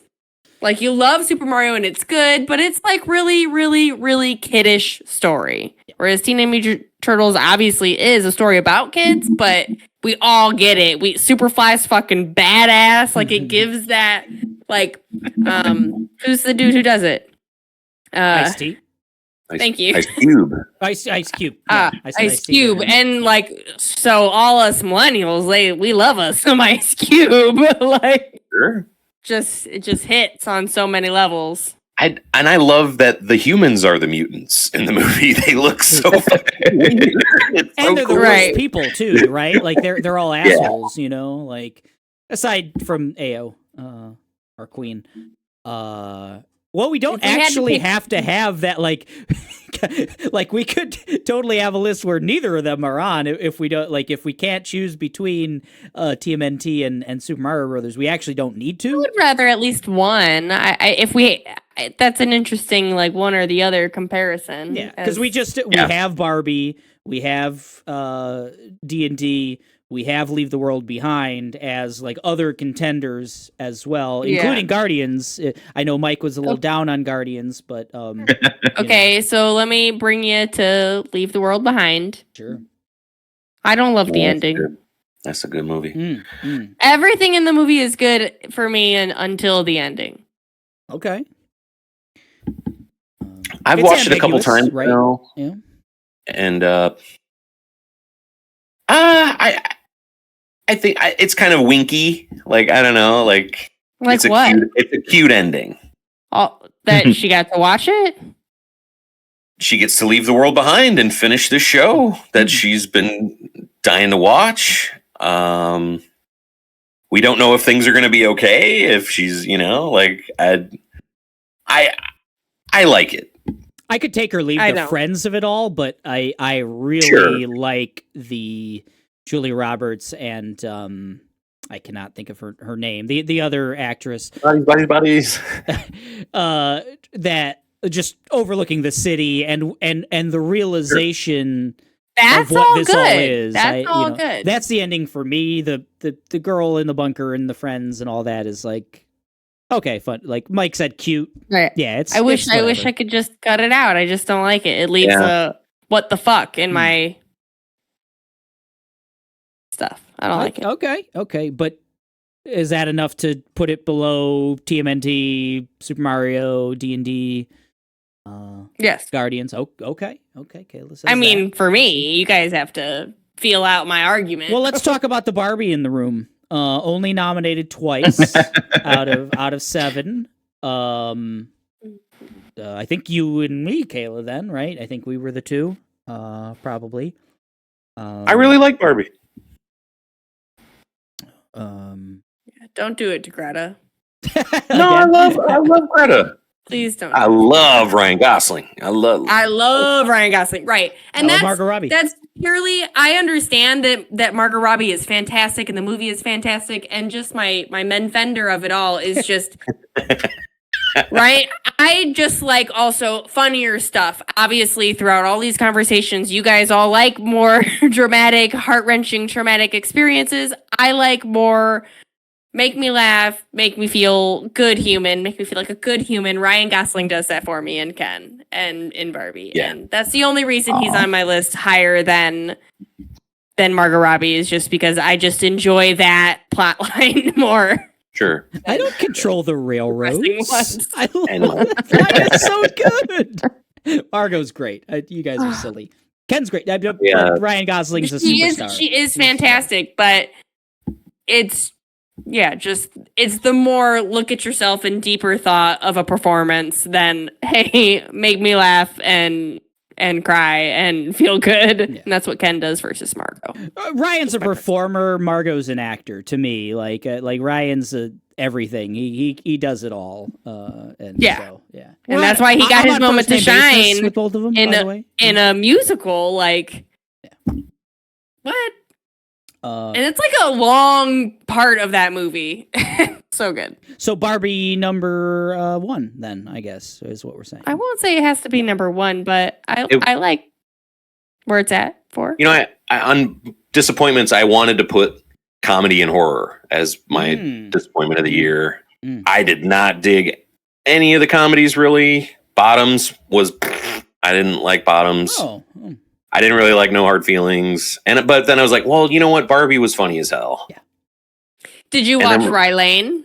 oh, Rylane's. That's more of a I romance didn't. I didn't. rom-com. Yeah, but it's fun. But it has like wholesome humor and also like relationship humor. yeah. Check out Rylane, Right, everyone. right. It's on my Mhm. long list. It's a good one. That's cute.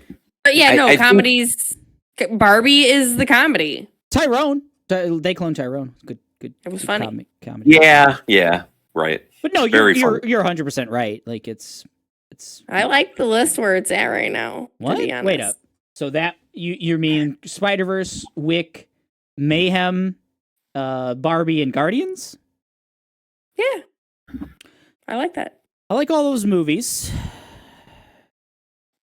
I don't know. D&D's got a good group, man. D&D, See, Chris Pine. Man. I'd almost swap D&D What for about you guys? TMNT for me. Really? My personal list.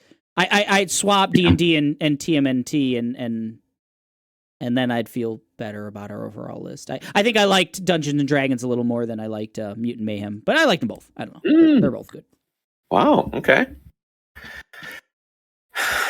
They're about the same. I don't know. They're What do you- get how do you Rose feel about the five? burned. Yeah, just because I love hearing you guys talk about Barbie. Haven't seen it. yeah. Check it out. Oh, Oh, I wish I could weigh in more about feelings on Barbie. Again, it's one of those I've heard nothing but absolutely good things. So I fully trust your guys' opinion on it. So I don't feel like that needs to move. But like I said before, I don't feel as strongly about TMNT as I do, Man, you that's know, crazy. other choices. Like made a hard argument for like its quality over Super Mario. That's fine, but like over D&D for me, nah. Wow. Okay. So I moved it to the 5 slot. Do we feel as though between D and me both liking Dungeons and Dragons more than TMNT, does that swap their positions? Does that do anything for us? What do you think, Kayla? You could, Mike. I think you like TMNT more than D&D, right? I would swap Guardians in D&D. Mm-hmm. I would keep Mutant Mayhem. Mm-hmm. Okay, Kayla, what do you think about that? So it's like I moved Barbie up to 3 just because of the movement of other things, but I like that. I Yeah. like that. And so yeah, that's what I was trying to. I like it too. So I like. So you want Across the Spider-Verse, John Wick 4, Barbie, D&D? Guardians Or- D&D would be my probably pick, and in fact, I'd probably like if it was me. I'm fine with that. I'd actually leave the world behind probably over D&D, but I don't think I'm winning that argument. But No. Yeah, I would But- have Leave the World Behind on the 5, but I'm fine with that's 2 of us. leaving it behind. like- Yeah, I don't think it's got enough juice. So just Guardian stays, Turtles out. Yeah, D&D would swap with TMNT, I guess, in my list maybe. Yeah. Okay. They're both Everybody else? they're so neck and neck for me. I don't know. I want Yeah. 4 and 5 to be a combo of D&D and TMNT. Okay. So do I. That sounds fine. Well, that would take That would take Guardians out. Yeah. Oh, I misunderstood. Yeah. I thought we We're essentially I- locking in the top 3 of Across the Spider-Verse, John Wick Chapter 4, and Barbie, and we're kind of deciding on what 4 and 5 are at this point, I think. I thought you were trying to get 2 for 1. Okay. Oh, yeah, top 6 now, yeah. Top six. It's not the machine of making sense, like... As an astute observer once said. Yeah.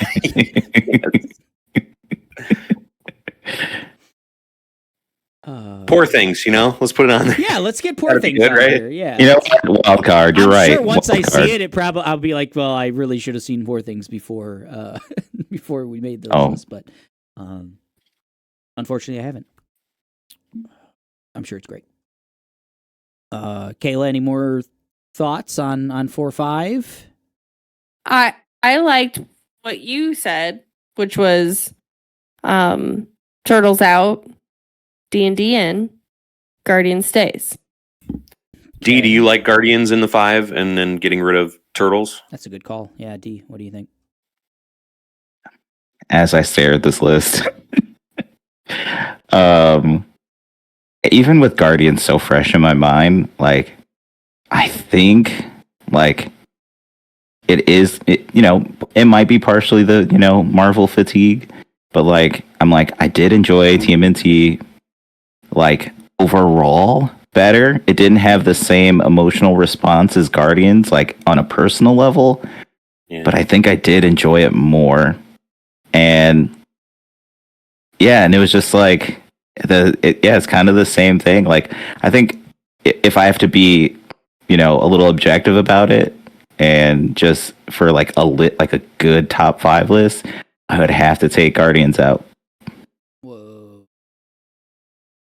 Okay, so that's 2 votes for taking it out. Interesting. Now what? Now what? Yeah, we shouldn't have let D decide.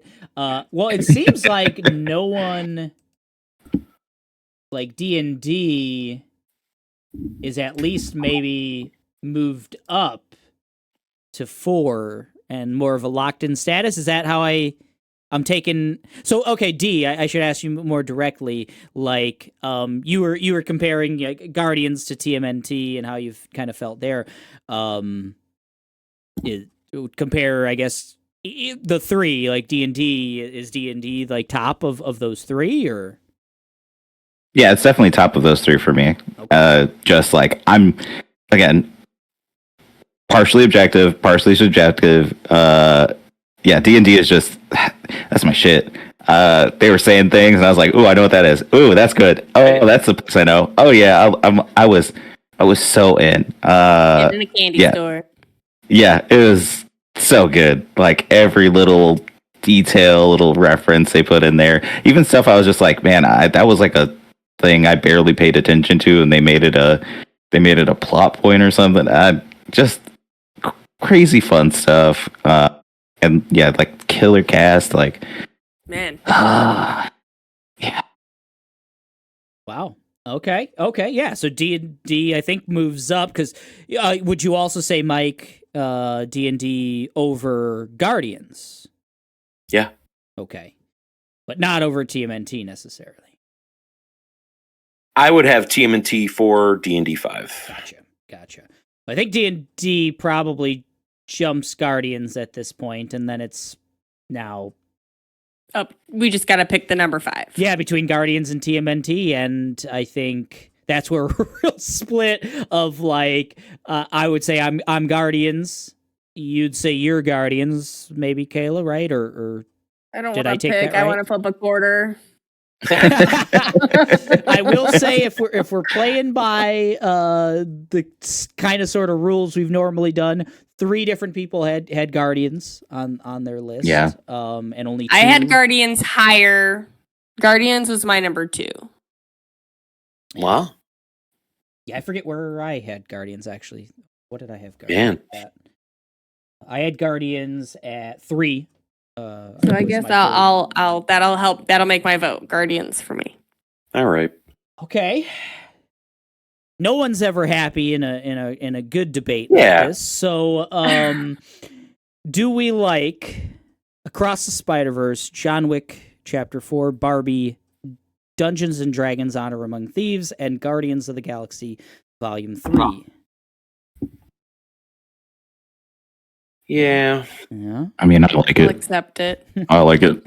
Okay. Hey, Spider-Verse though, and John Wick, those are some flicks right there. Top tier. There's tiers, there's S tier, there's A tier, there's okay. So, in the category of TMNT Mutant Mayhem presents the Machine of Nonsense Best Movies of 2023, we have Spider-Man Across the Spider-Verse, John Wick Chapter 4, Barbie, Dungeons and Dragons: Honor Among Thieves, and Guardians of the Galaxy Volume 3. Woo! Naughty's This day list 2. don't make no sense. This is nonsense. This list don't make any sense, guys. D&D rolled a means 20. perfect. Got on that list. Look at that. D&D rolled a 20. And yeah, not even on the cusp. It'll get its moment to shine on my list. Ooh, So good stuff. Yeah, good ass movie year. Cool. That is the end of day 2 of the Nonsense of the Year awards. Day 3 and our final day will be the best shows and best video games of 2023. buckle up. That'll be a long one. Buckle Intermission must happen. buckle up, fuckle up, chuckle up, do it all. That'll be Knuckle up. yeah, that'll be the Nonsense of the Year awards. Final day, day 3, coming at you soon. Thank you for listening to another marathon of the Nonsense of the Year awards. These are so fun to do. Third year doing these. Yeah. So what a Woohoo! great It's fun. time. Thanks, It is guys. great.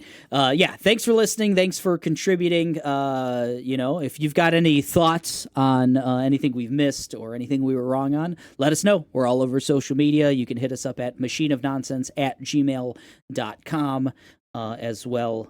So send your comments, your questions, your feedback, all of the above, corrections and omissions. That's it. We are getting out of here, and we're saying goodbye. Bye. Bye, Barbie. Bye, Bye Barbie.